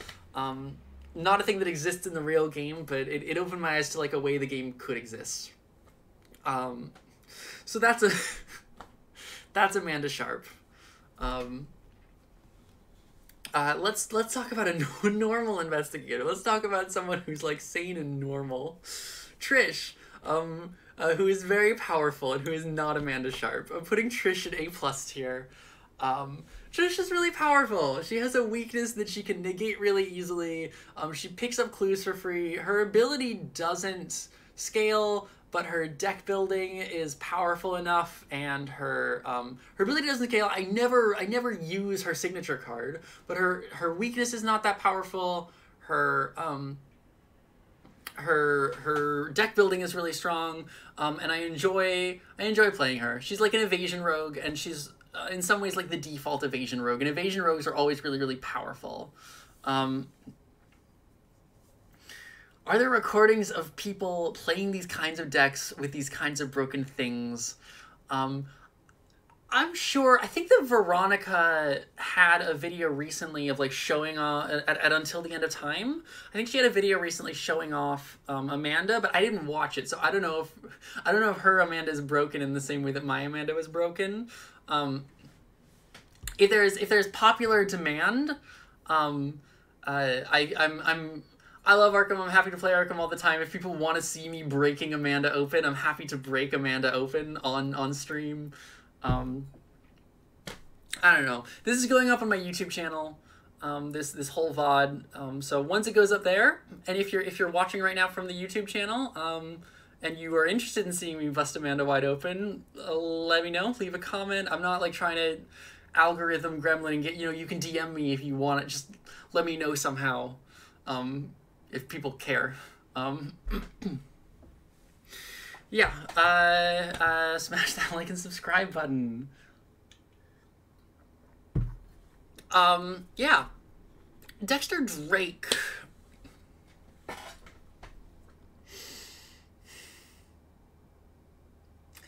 I want to put Dexter Drake in A+ so bad, and I'm going to put him in A.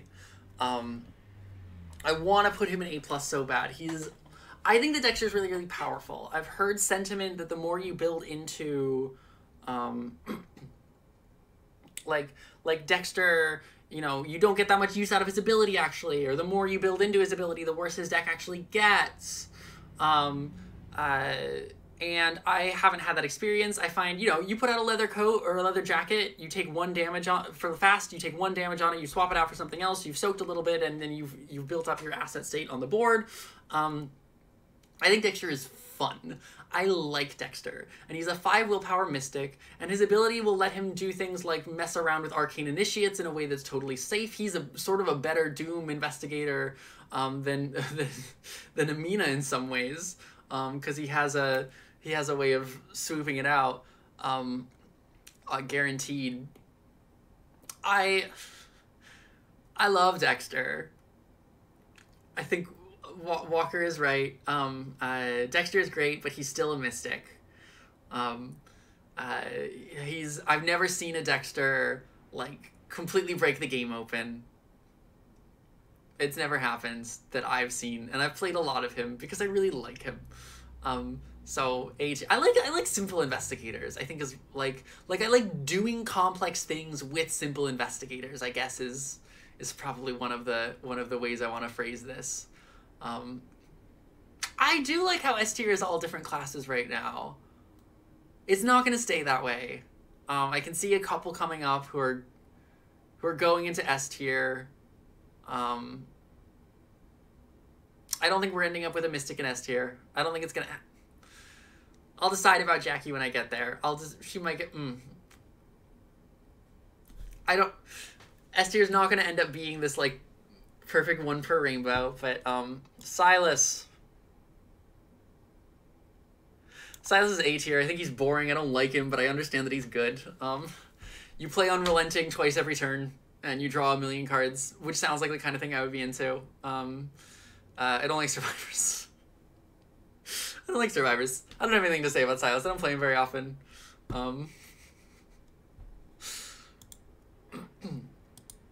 How's the stream doing? Am I dropping frames? I know I've dropped frames in past. Am I like being stuttery? It feels like it's going well, but I don't have like an eye on the stats on it. Stream good. Great. Thank you.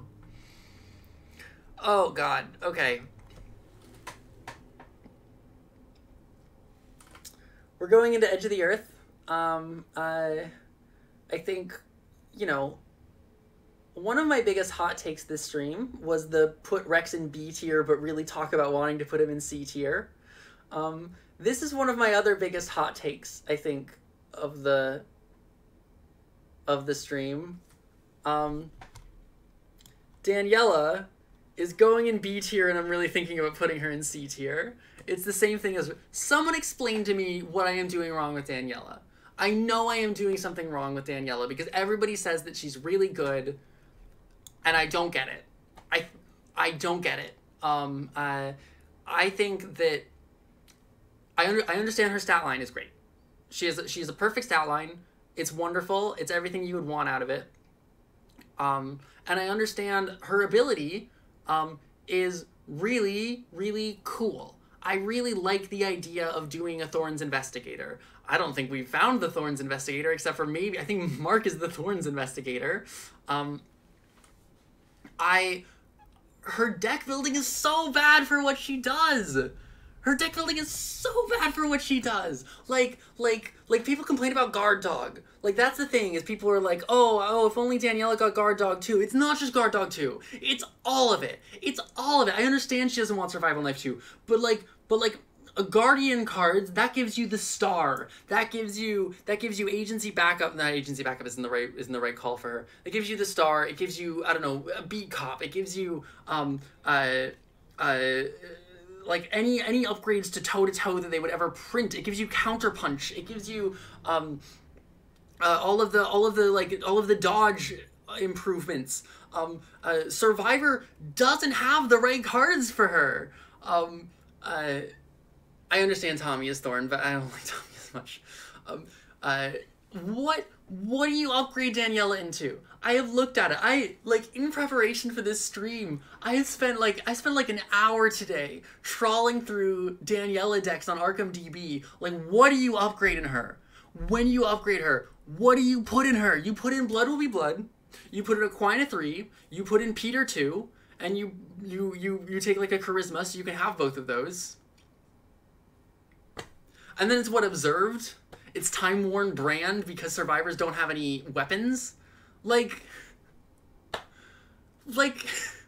come on, there's nothing synergistic here. Like there are upgraded survivor cards that I like. I like Ultra Fate 3. I like Lucky 3. These are cards that are good. These are cards that are useful. I'm not saying there isn't anything useful that you can put in her. I'm saying that there is nothing that she can upgrade into that is really doing the thing. Now...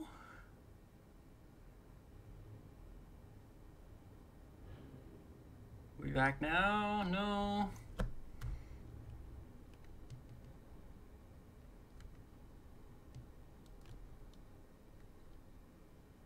Oh, now. Great. Okay, great. Now. Wonderful. Okay.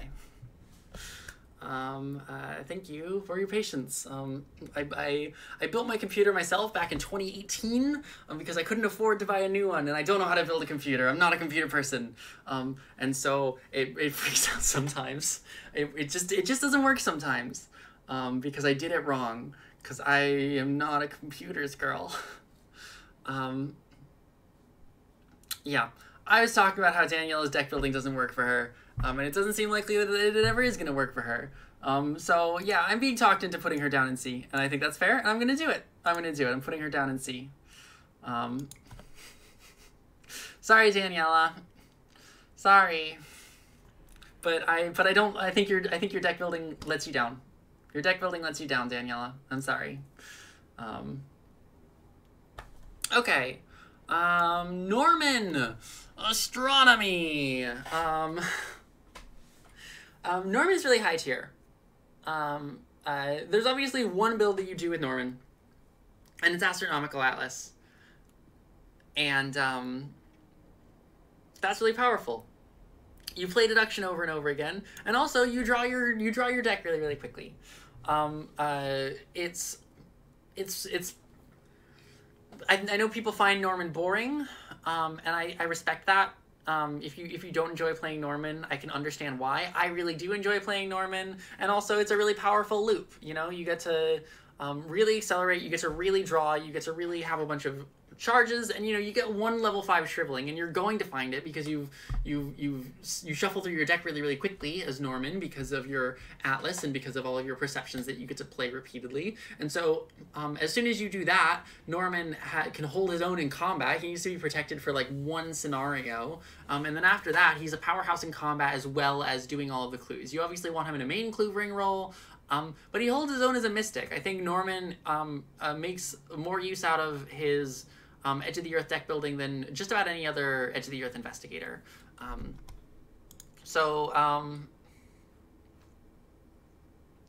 Yeah, A+. A+ feels good for Norman for me.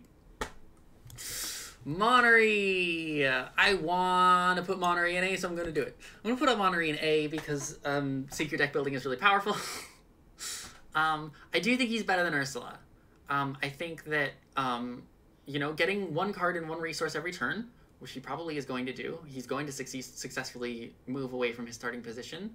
Having a card and a resource every turn is more valuable than getting an investigate action every turn.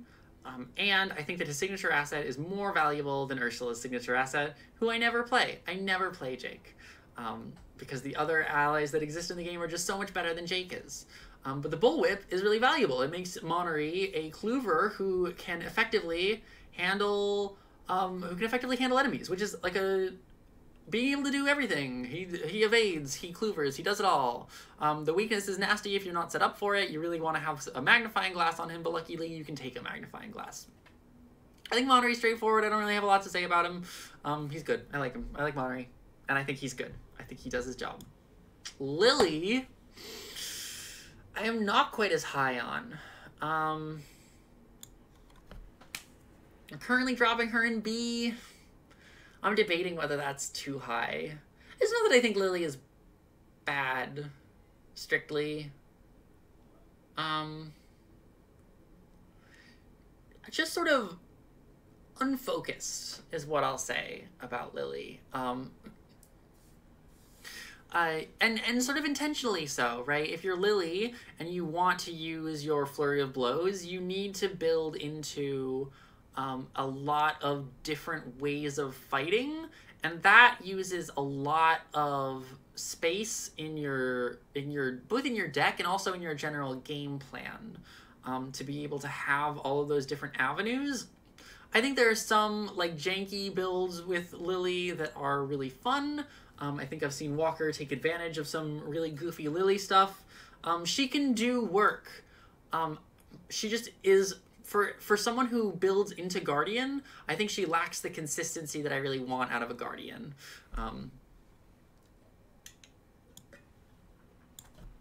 Bob is also B tier. Bob is another one I want to be higher than B tier. And I love Bob. And Bob does great things as a support character.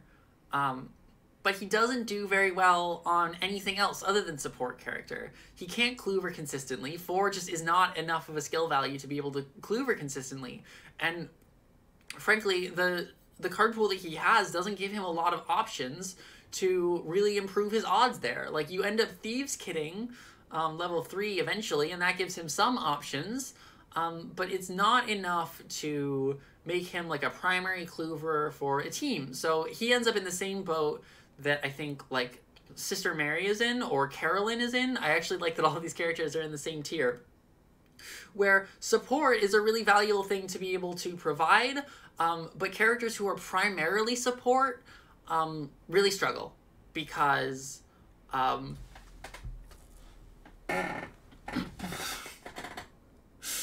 okay, Walker, what tier do you think Bob is in? Because I've seen him get, the level 10 red clock and get it himself and get a gajillion uses out of the red clock, and I've seen him pull out a bunch of thieves kits and schaffners and scavenge through it, and he does an okay job. He, by the end of the campaign, he's even doing well. But I would say that by the end of the campaign, any of these characters in A tier are doing better than Bob is at B tier, at himself. I think Bob needs to be played as a support character to get the... B doesn't mean he's unplayable, no. B means there's, definitely some value there. They're not unplayable until D. C, they're kind of bad. But B is, perfectly cromulent. It's just that, especially in lower player counts, you can't have a character whose main thing is doing support. Except for, you know, there's one exception to this in Carson, which we'll get to later. I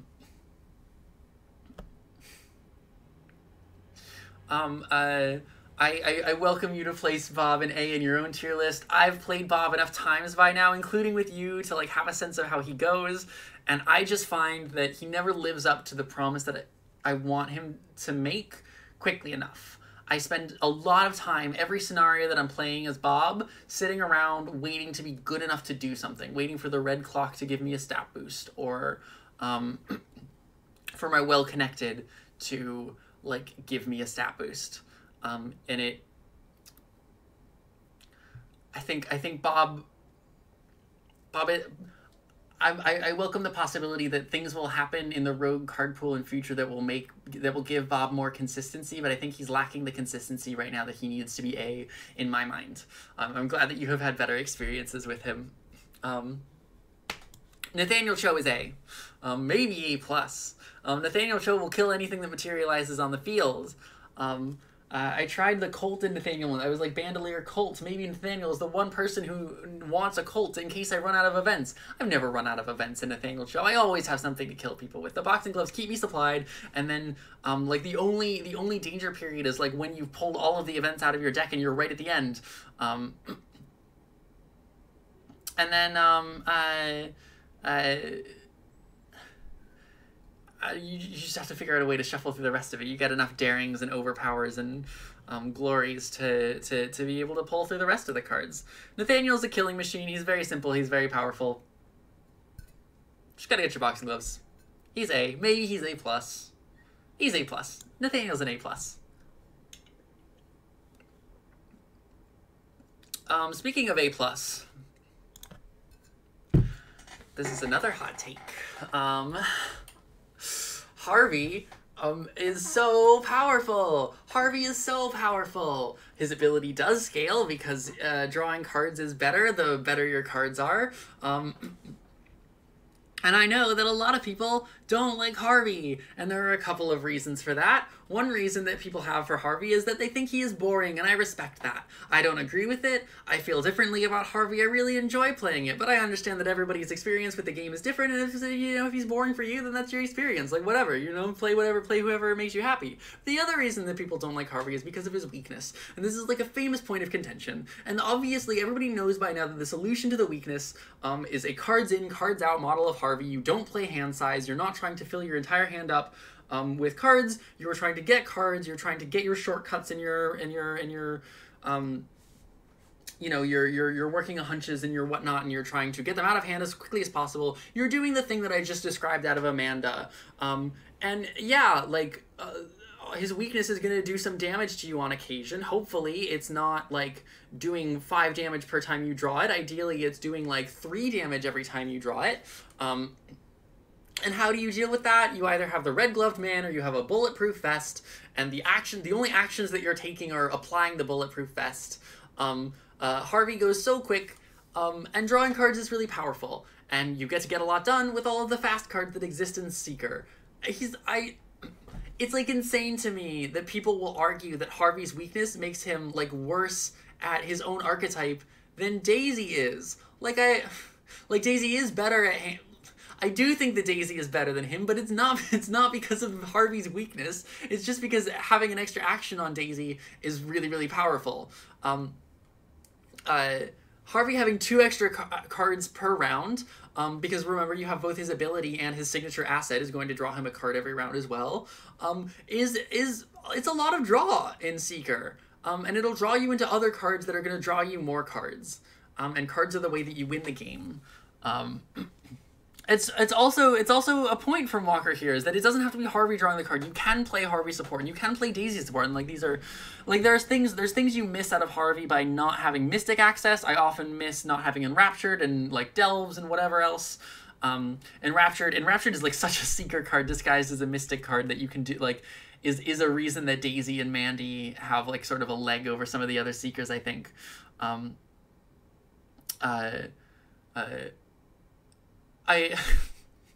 There's this point here. The funny thing about Harvey is that he's a tenured professor who's strictly weaker than the researcher and librarian who support his research but don't get tenure.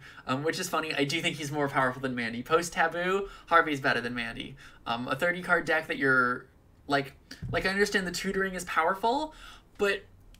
So this is a controversial take that is not about the listing of investigators, but a lot of people will list like Cigarette Case 3 as like the most powerful upgrade in the game, and I almost never take Cigarette Case 3, and I'm not often that impressed with it when I do, and the reason for that is because if I'm playing Rogue, then I'm probably shuffling through my deck really, really quickly anyway, and drawing a card, getting to choose which card it is not as important if you are drawing your whole deck in the next round anyway. So I find that Harvey, I think 30-card deck Harvey is better than a 50-card deck Mandy. I feel really comfortable saying that. Oh, God bless. My love. My love. Winifred. Winifred is S tier. There is no question for me that Winifred is S tier, and it's not just because she's one of my favorite investigators in the whole game to pilot. Winifred is S tier, absolutely. Winifred draws more cards than anyone else in the game not named Amanda Sharp. Winifred draws way more cards than Harvey does if you're playing her correctly. I saw like, what was it, like Barely Rational made like this video the other day. I'm not trying to do like a call out. I'm just like, they said this thing in their tier list where they were like, yeah, Winifred, like, she draws like 3 or 4 cards a turn. No, Winifred does not draw 3 or 4 cards a turn. At level 0, you should be drawing through your whole deck every single turn as Winifred. By the time the campaign ends, you should be drawing your deck like a bunch of times per turn as Winifred. Winifred's main issue is the horror healing from cycling your deck, I believe. Like you should be committing 2 cards to every single test you perform, and you should be performing multiple tests per round, so that's a bunch of card draw. Some of those cards that you're committing are going to be overpowers, manual dexterities, and perceptions, and the manual dexterities are going to upgrade at some points. That's going to be drawing you more cards. You've got your pickpocketings are going to be drawing you more cards. Your lucky cigarette case is going to be drawing you more cards.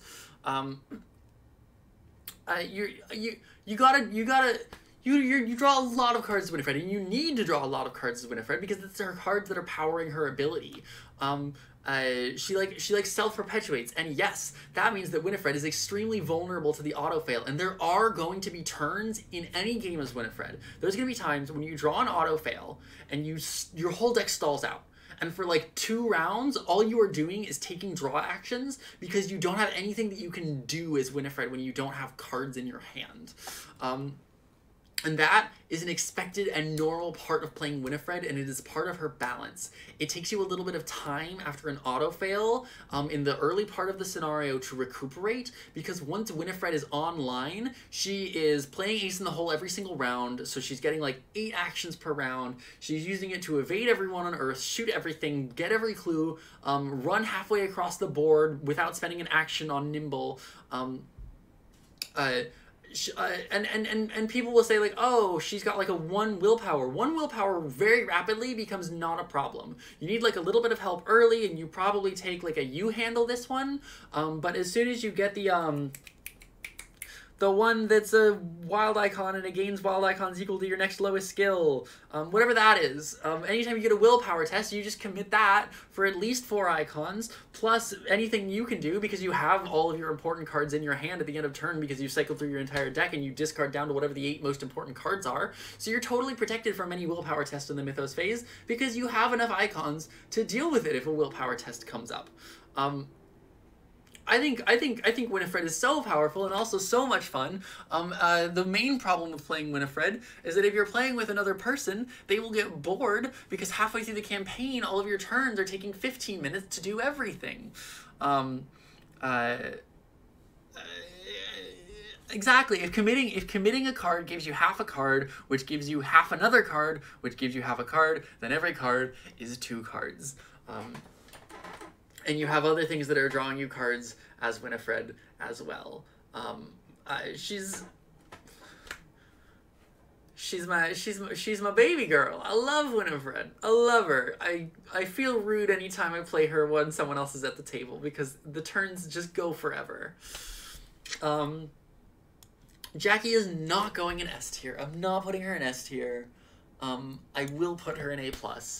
And I'm excited to see how she does with all the curse stuff. I don't imagine that Jackie is going to be actually... I don't imagine that going the, like, cursed route of all the new stuff is actually going to be the best move for Jacqueline. I think that she's really powerful just doing her, like, standard Sixth Sense thing.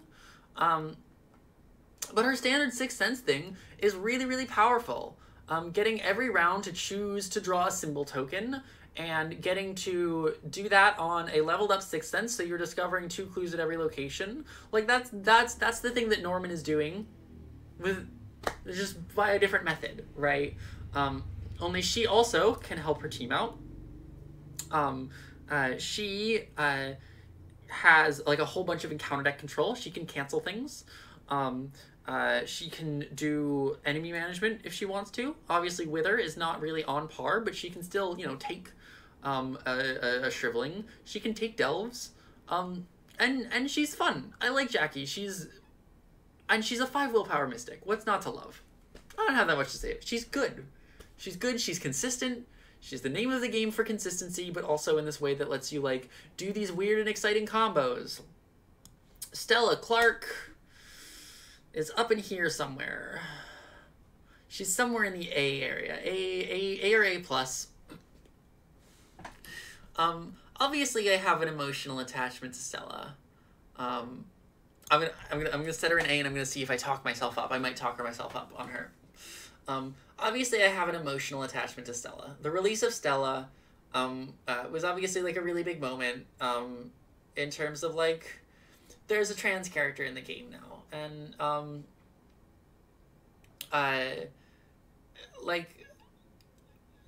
trying not to like. I'm trying not to make that like a part of my analysis. Because Stella is also powerful. She has a few things going for her. She is unkillable. A8 is insane when her Elder Sign also heals her. And she like is a survivor, so she gets all of the like survival tech. Her stat line is perfect for the thing that she wants to be doing. The 4 actions is great. She's getting 4 actions every turn, and the fail by cards tend to be really powerful. Drawing Thin obviously is really powerful. Live and Learn, live and learn with like the chainsaw is wonderful. It's so much fun, and it does squeeze a lot of value out of it. The only reason that I'm considering Stella for and yeah, she has her signature cards are really powerful, and they let you ignore any Mythos card that ever makes you make a test. The only reason that I am considering Stella for A instead of A+, is that I think a lot of the cards that make Stella powerful have since been tabooed to be much more expensive. Drawing Thin now costs a lot of XP, and Shed a Light now costs a lot of XP. And if you want Deja Vu, obviously that already costs a lot of XP. So to get a good... And Chainsaw obviously costs a lot of XP. If you want a Stella who is really running at maximum capacity, she does want a lot of XP before she really gets to where I want her, I find. Like a level 0 Stella... Is a level 0 Stella actually not functioning up to capacity? I mean, she doesn't have Drawing Thin. She doesn't have Shed a Light. She doesn't have Gumption. She doesn't have any of that. She just has... like the 18 Derringer and the Keyring. Do I think that's good enough? Do I think that's still an A+? Do I think that still carries her? I think that maybe because of her signature card canceling things, maybe it does. I actually think that yeah, I think I've talked myself up. If it weren't for her signature cards, I would have her down in A. But the signature cards, I'm gonna move her up to A+ for it. So Stella is one of the handful of survivors who are going up in the high tiers. You got a couple of them, Survivor. Carson? Carson...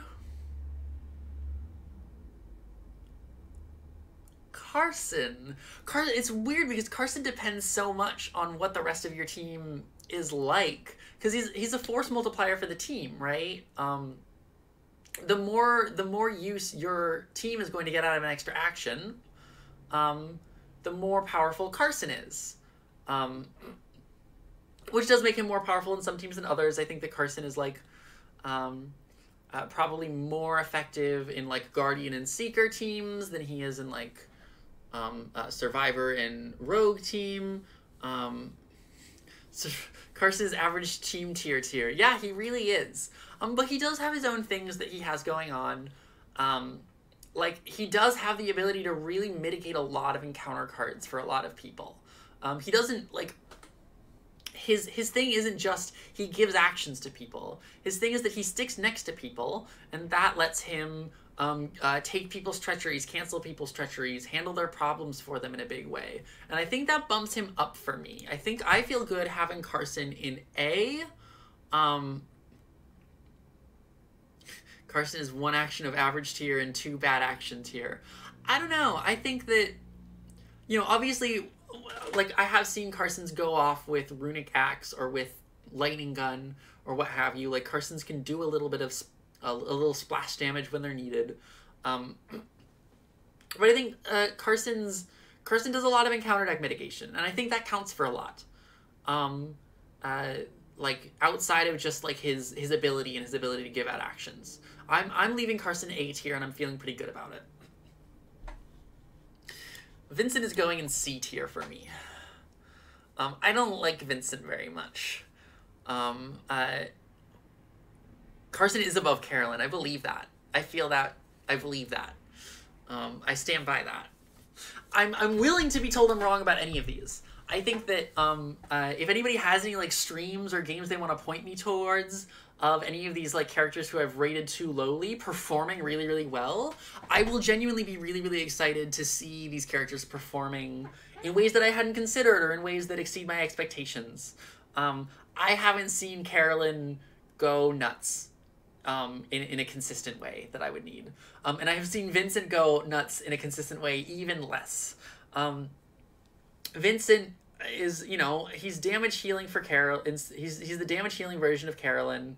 But instead of giving people resources, he's giving people unexpected courages, which I think is less valuable than resources because I think that your characters should already be finding ways to pass their tests. I think you should be having stat boosts, and you should be having, you know, your masks and whatever it is that you need, and you shouldn't need Vincent to be boosting your stats for you. Resources scale and unexpected courages don't. Yeah, exactly. Resources scale and unexpected courages don't.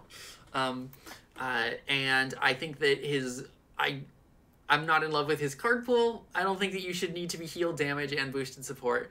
And he's like not a good combat character. He doesn't have the card pool to be doing combat well. He's got like the classic support problem that I've mentioned for all of these other support characters not named Carson Sinclair, where when you have a team of characters, having one character, like their main job be doing support, like leaves a real vulnerability on the team. And I think Carson does that.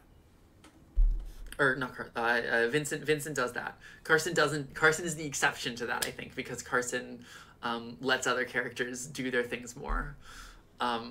Kaimani. Confession time, haven't played Kaimani. Kaimani is the only investigator I'm going to be ranking today who I haven't played at all. I'm sorry. I'm not interested in them, to be honest with you. I have seen them played a little bit, and I reckon they seem pretty B tier to me. They seem like an evasion rogue, but, you know, with some problems on them, in sort of the same way that I think Finn is a rogue who I love evasion, and I think evasion has gotten really powerful, but he has the problem of his weakness that keeps me from seeing him as being really powerful. Kaimani has this ability to potentially deal with enemies in a big way, but like has this weakness to elite enemies, which are the hardest kind of enemies in the game, and has like a sort of an action inefficiency against weak enemies, which means that Kaimani's sweet spot is like deep one bull, right? It's like enemies that are difficult to kill on their own, that are tough, but are not elites. And that's the place where Kaimani shines, and I just think it's too narrow of a space for me to be like, wow, Kaimani is really doing some work this scenario. I've seen them be good. They've never wowed me, is what I would say about Kaimani.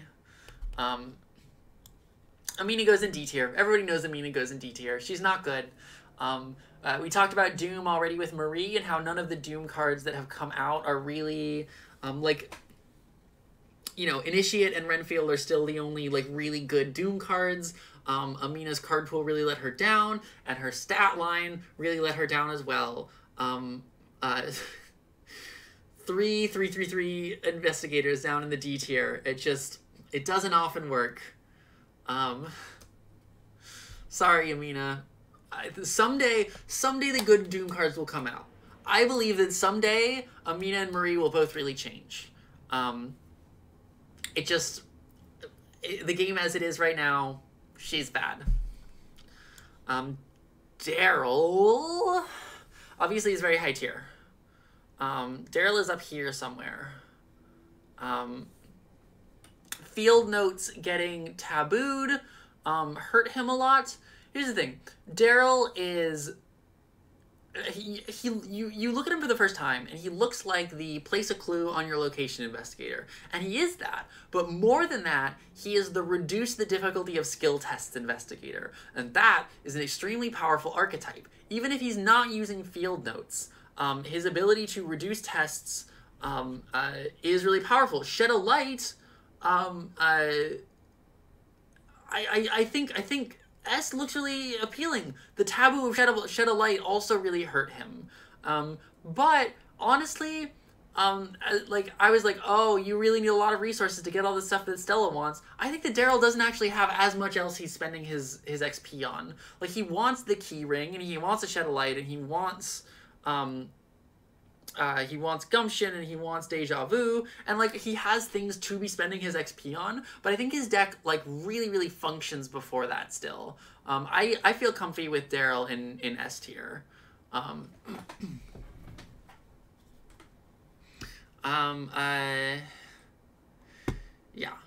Yeah. 2 survivors in S tier. I'm being fair and balanced. 2 survivors in S tier, and none in D tier. That's the current state of things. Charlie Kane.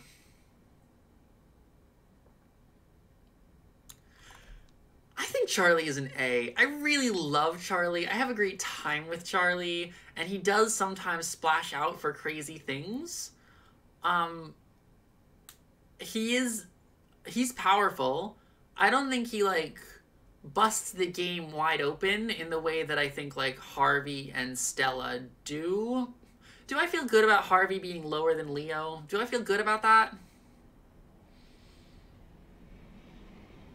Here's the thing about Harvey. Here's what I struggle with.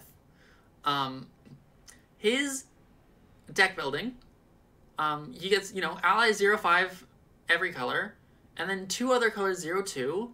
And what I find with that I was sort of surprised by, is once I started playing Charlie through campaigns, I already did a whole video on it. So, like, you know, my opinions on Charlie are already sort of voiced. But what I find, having, like, spent more time with him and played a couple of campaigns with Charlie, is that Charlie runs out of places to spend his experience points. I found that I was like I got all the allies that I wanted in the deck, and then there was nothing else for me to spend my XP on that was more than 2 experience points. And so I would get to, like, scenario 5, and I would be like, what else am I buying here? I've already bought everything that I need. And then obviously I had, like, capped out at, like, scenario 6, and that meant that for the last couple of scenarios in the game, my, like, abilities proportionally sort of dropped. Which is, like, fine, because he is really powerful, right? It wasn't like, I am going to move him up to A+. I am going to move him up to A+. He does have to spend actions to play his allies. But once he has those allies, like, allies are really, really powerful, and he does get a lot of compression and a lot of ability out of those allies. He can pass any test in the world. And you know, he can call in favors to draw into draw into draw. He does go pretty crazy by the end, and I wish there was a solve for that, like, end of game. I've run out of places to spend my XP. I'm like buying like neutral permanents that I'm never going to use just because I don't have anywhere else to put it. Problem. So that's all the pre-hemlock investigators. Before we get into the hemlock investigators, I'm going to refill my water back in somewhere between 30 seconds and a minute. And then we will go through my hot takes about the new one, the moment everyone's been waiting for.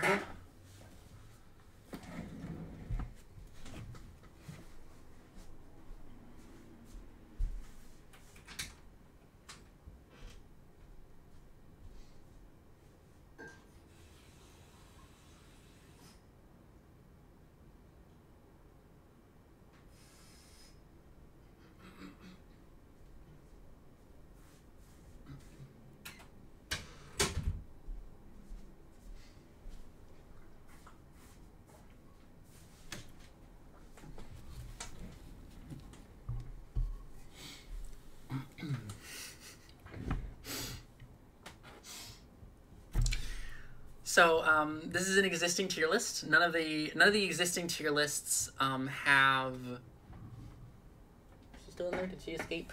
My sneak. Did she? Oh, she's right there. There she is. None of the existing tier lists have the new investigators on them, so I've added them in, so the graphics are a little bit different on these ones. But I have now played all 5 of the new investigators through 1 campaign apiece. Obviously, these are still pretty early impressions. Walker, I'm so sorry. I apologized for you in advance about Finn being in B tier. I know you love Finn. I don't think Finn is... It's not that I don't think Finn is fun.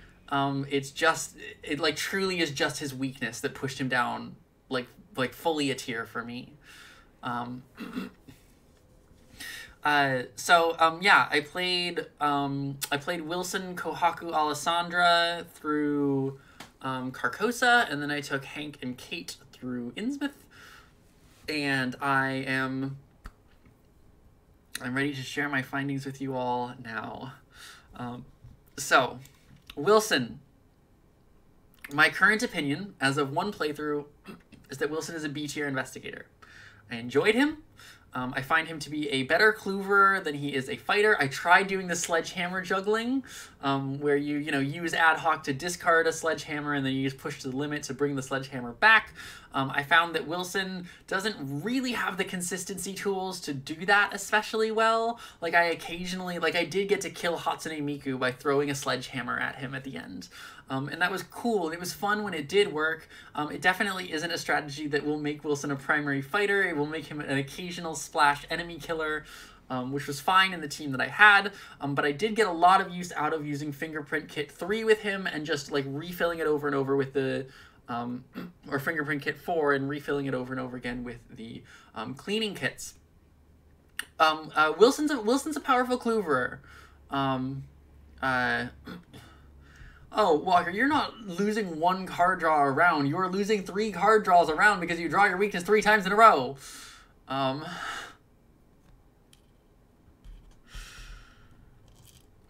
I've had some bad experiences with Finn. I'm glad you liked Finn. I'm glad you love Finn. He hasn't worked for me in the same way he's worked for you. I find Wilson to be a pretty proficient clouverer.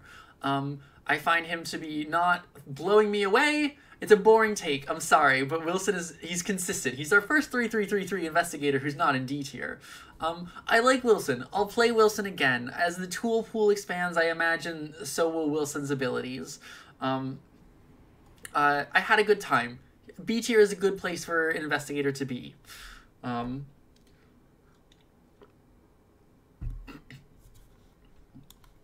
Kohaku. Oh, Kohaku is so much fun. He's so much fun. Is he good. I found it was remarkably easy for me with Kohaku to be getting the 4th action every single turn. Or almost every single turn. Keeping the bag with both curses and blesses pretty full. And yeah, using Olive, using my little covenant, using my signature. His signature is really good for consistency. I was able to get, you know, you could get a bless or a curse on any test that you needed to at any time forever, which, you know, made the curse spells really effective very quickly, but it also then very quickly made, like, it made the spell where you seal the 0. I feel like an amateur. I don't know the names of any of the cards. I've played them all a lot. That spell became really powerful in him, and the event spells obviously also got a lot of use. And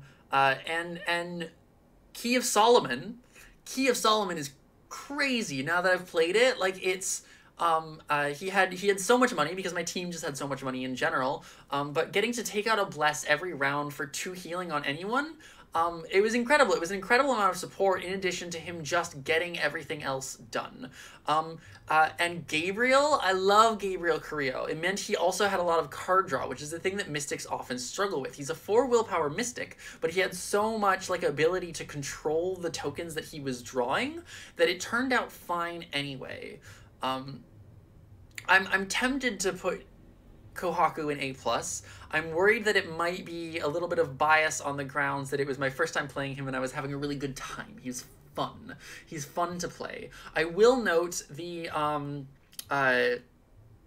there's I don't remember, the Seal of the Elders is a mystic event where if you draw 2 blesses in a row or 2 curses in a row, you can play it for free, and then you get to put out a special fun little asset that does good things depending on whether you drew 2 blesses, drew 2 curses, or both. And I took that like halfway through the campaign, and I spent the entire campaign like waiting for it to happen. I could never make him draw 2 blesses and 2 curses in the same I could never make anyone do it. And if any deck was going to be able to do it, it was him. So it turns out that's actually a very, very, very difficult thing to make him do. So I struggled with that card, but I was still like passing every test that I needed to and getting a lot of both cloovering and damage done. I think I'm going to tentatively put Kohaku in A+ tier. Obviously, all of these ones are very conditional and very prone to change, but that's currently where I have him. And keeping with the curve, I'm also putting Alessandra in A. Keep that nice little bell curve shape. Alessandra, an extra action is a big deal, and parlays. I had this funny experience where I took British Bulldog, which is the new survivor. It's the new rogue gun, where you can play it for free. You can put it into play for free if you ever fail a parlay. So I took 2 of those in Alessandra. It leveled up because, you know, of course I would. And then I would never again fail a parlay. I think one time over the course of the 8 scenario campaign, I put one of those things into play by failing a parlay test.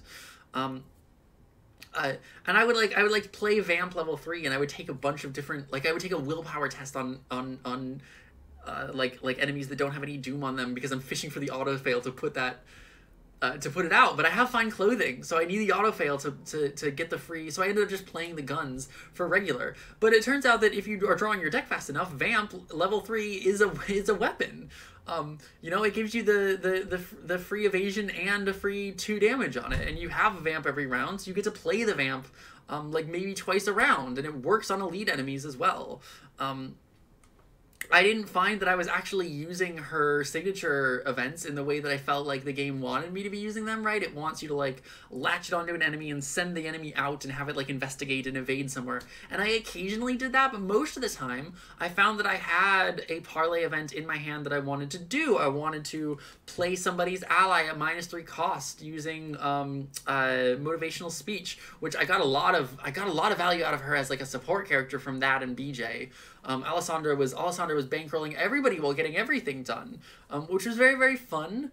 I enjoyed playing Alessandra. I don't know that she was getting, like, as much done as just, like, an evasion rogue. Like, she wasn't... I don't want her on the same level as Trish. I don't think that she was performing to the same level as Trish was, getting as many clues as Trish would. But she definitely was doing her job and then some. I feel A is a good place to put it.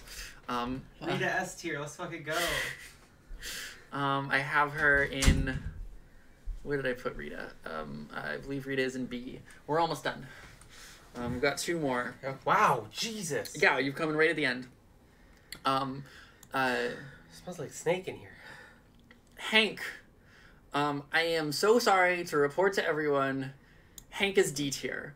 I genuinely think that Hank is maybe one of the worst investigators in the game. It's astonishing to me how bad Hank is. Was this the guy you were just talking about? This is the guy that I was talking to you about this morning. Jesus, yeah. Okay. Amazing timing on my part. This is a great narrative for me. So let me talk a little bit about Hank.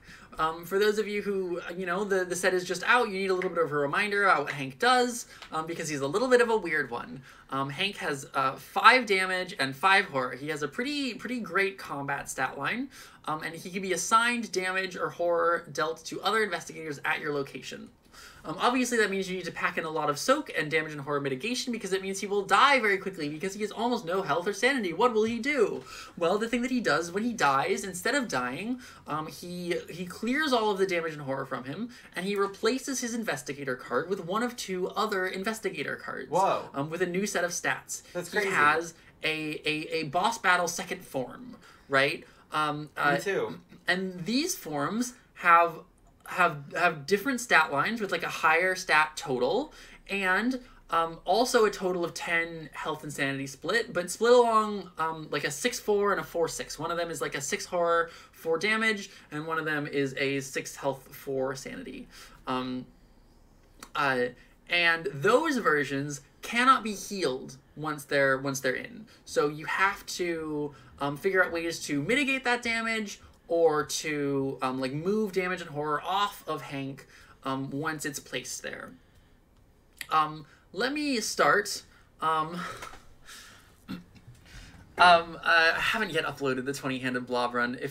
Maybe I should. I recorded all of it, so I should probably upload it at some point. Again, if you're watching from YouTube and you have any interest in watching the 20-handed blob run, it's like I did it over the course of several days. It's hours and hours long. I think it's like 20 hours long or something like that. The whole run of the thing. So like it's a commitment to watch it. But if you're interested, let me know. Drop me a comment or a DM or whatever. And I'm interested. No, you're not. I'm helping. You're not interested. I'm helping. You don't care. I'm helping. Who's the last one? So I'm going to start by talking about what doesn't work for me about Hank, and then I will talk about not just what doesn't work, but what is actively bad about Hank, because there are 2 things that I think are remarkably bad about Hank. But first, the things that just aren't good about him. So first of all, Hank has the same problem that Calvin has. Ultimately, his ability is that he has good stats. He does not have good compression. This is like the same survivor problem that I've been talking about for basically the entire video, where Hank is built to be a combat character according to like his stats. That's the thing his stats look like. And survivors just don't have any decent weapon, and Hank doesn't really have any good way of doing recursion. I was using fire extinguisher on him because it was like the best option that I had available to me, and doing like 2 damage per fight as your primary investigator with no real way of no way of doing a third damage. I didn't have a way of doing a third damage as him. It's not enough. So he like doesn't work as a primary fighter. He definitely doesn't work as an investigator. All he can be doing is like soaking damage and horror for other people, which is not enough. So that's not great. I don't love his stat building. He can, or his deck building. He gets Survivor. I don't like Survivor. He gets some Insight and some Spirit cards, which is kind of just Calvin too. Again, there's a lot of comparisons to be made between Calvin and Hank. The main thing being, you know, their powers is that they have good stats, right? And they're all about like taking damage and taking horror. So I don't think Hank is like a good character. He never did anything that was remarkable to me. The only like innate cards that I felt were really like he has nimble and he has quick thinking. Like quick thinking is good, but it's not like better than like any rogue would be able to do, right? But there's two things about Hank that are really bad. One, obviously, is that once you get to the second form, you can't heal anymore. And that's very, very difficult, especially because his signature weakness does direct horror to you. And the one that, when you're first looking at the cards, the form of his that looks like the best at turning into is the one with less sanity. And his signature weakness does direct horror.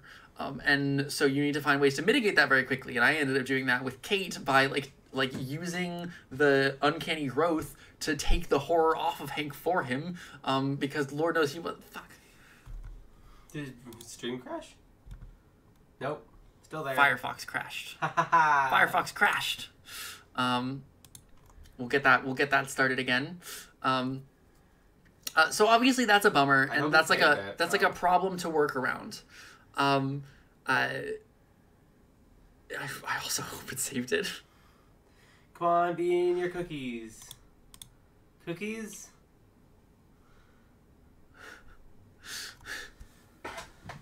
Yay! No! No! Yes! No, yes. Okay. It's just that the last guy in there?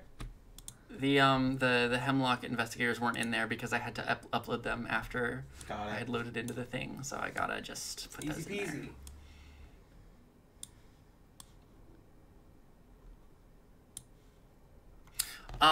The other thing that is mind-bogglingly bad about Hank to me, I cannot believe. So I was cheating when I played with Hank. I have him in D tier according to how he actually was if I played him according to how he how like my experience with him, I might go as high as C. But that's because I was playing him intentionally not playing the way the card is written.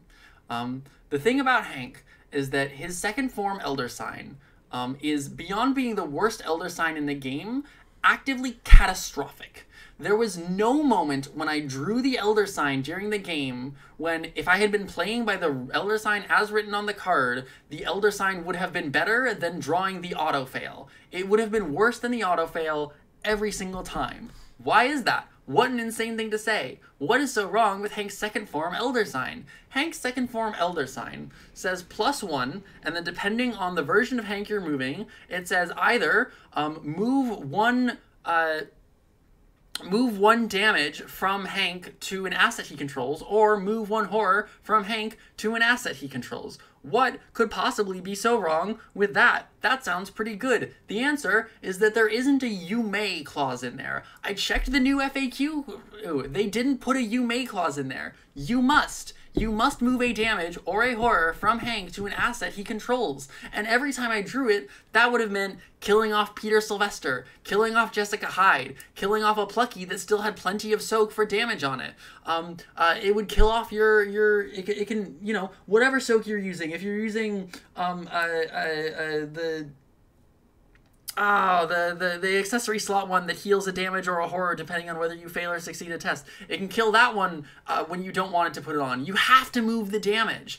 And that can devastate the amount of soak you have on the board in a character where soak is super, super important. And yeah, I see Walker over here saying that what I'm hearing is that Hank wants to run 2 of the Black Cat. And I think that's probably a great idea. If you're playing Hank with his Elder Sign as it's intended, you need to run the Black Cat. But you shouldn't, like the character shouldn't be reliant on you using that specific ally in order to function.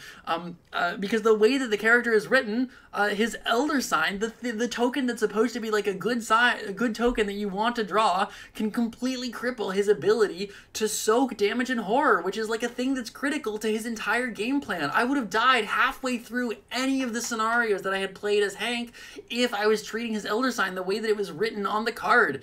It's insane to me. So like then like what? You have to like just not go into his second form? That sucks. That's just not playing. That's like that. Then you're again just a worse version of Calvin. You shouldn't get to a second form until later, and when it doesn't matter anymore. Just be good at it. Just be better. Potentially, the question of when you go from first form to second form is a really interesting question. But if you're playing the way the Elder Sign is in, I don't think it is. I think in that case, you have to never go to the second form, and then you don't even get the interesting form of which form to go to. I do think the form of Hank that you want to go to really looks like the one that has more damage than health, because that's the one that makes the stats like better. He gets like a 4 willpower. His willpower goes up, his combat goes up, and his book doesn't go up. And you know, the thing that you want to be doing is Hank's combat anyway. But increasingly, as I played it, I was like, maybe actually the second version of Hank is better, because then you can maybe do some scavenging. You know, because the other version of Hank has 3 book, and like, maybe you try to do a 3-book scavenging character, because by the end I had Granny Orne and Plucky in play, and then maybe that would be a 5 investigate character, and that would be one way that I could recur any soak from discard pile. Because he doesn't really have that much of an ability to recur soak. I mean, I was taking, like, you know, chance encounter and all of that, but it's not like Hank doesn't have any particular ability better than any other survivor to do that. I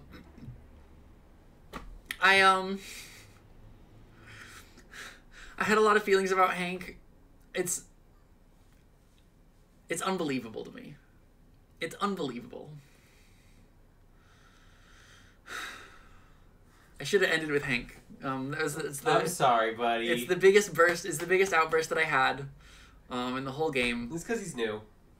It's because he's new. I have one more investigator to get through. It's gonna be less exciting than the first one, or than Hank. So sorry to anticlimax, but I'm putting Kate in B, although I am considering her for C. Kate. Kate is the worst thing a seeker can be, which is balanced.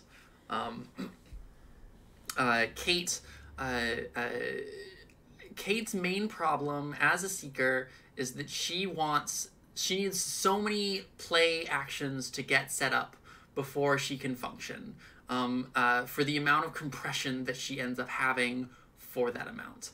Chemistry set steady-handed is so cool and so fun, and I'm going to be putting it in like so many seekers from now on, because it's such a fun little synergy. And I don't actually think, like, Kate is uniquely incentivized to be taking those cards, but she isn't she doesn't get a unique payoff for using them. She isn't uniquely more suited to using them than any other seeker investigator. She just has a lot of actions that she needs to play things in order to get the payoff of a bunch of unexpected courages that make her weakness worse. And like, ultimately, the amount that she gets out of that is just not that much clue acceleration. But like, at the end of the day, like, she's a seeker. You know, she's a 4 willpower, she's a 4 intellect seeker. It makes her better than Vincent. She's got that going. Like, she can't be too bad with a Seeker 0-5 card pool and a 4 intellect. There's only so bad that you can be. She's not competing with any of the, like, really exciting Seekers. And, you know, imagine Susie down in Sir Not Appearing in this film as well. I didn't get the picture for her, but that is my tier list for Arkham Horror the card game. Thank you all for watching. If you stuck with it this whole time, I really appreciate it. And yeah, if you if there's anything that I've said, one of the interesting things about watching a whole bunch of these tier list videos in the last couple of weeks leading up to this, was hearing a lot about people play the game that is, like, wildly, radically different than the way that I play the game. Like, sometimes people would say something that made a total, like, people would say, like, oh, practice. I don't watch a lot of Arkham. I play a lot of Arkham by myself. Most of my opinions come from either Card of the Day in the Mythos Busters Discord, where I get to see people talking about it, or just, like, playing it by myself for, like, hundreds of hours of Arkham. And sometimes people will say like, oh, practice makes perfect, that's a staple card. And I'll go, yeah, that's true. Practice makes perfect, that's a staple card. And sometimes people will say something like, oh, Winifred, who draws 4 cards in a round. And I'll say, whoa, that's completely different than the way that I have experienced this character. So I think that there's a lot of ways in which one of the big ways is like people will talk about the way that they build decks. And I know that the way that I build decks now, I know that now that it is a slightly strange way, is that I will pull out every card that I think I'm interested in for a character, and then I will whittle it down from there. Whereas other people talk about like the deck slots, right? They'll be like, I need a card that does card draw, and like 1 card for healing, and like 1 card for like this and that. And like that's how they build it, which is a totally different way than I approach it, and honestly sounds like a much easier way. So I know that there's some ways in which my like particular way of experiencing this game has made me a little bit of an outlier player. And so I'm expecting that as I did this, I probably said a couple of things over the course of this that struck you as strange. So if anybody has any like questions or things that you're interested in me talking about more, I love talking about Arkham, I love thinking about Arkham, I love playing Arkham, and I would love to have excuses to stream more and to do more maybe on the YouTube channel. So if any of this was interesting to you, please let me know, and I will be sure to I will take that opportunity. I will take it. I will run with it. I will stream more. Yeah. Okay. I think that's all I had. I've been talking for like 3 hours now. Watch me play with 4 of those S tier and see what you're missing. That would be fun. That would be a fun one. Okay. I think that's all I had. Thank you. Good night. Mwah.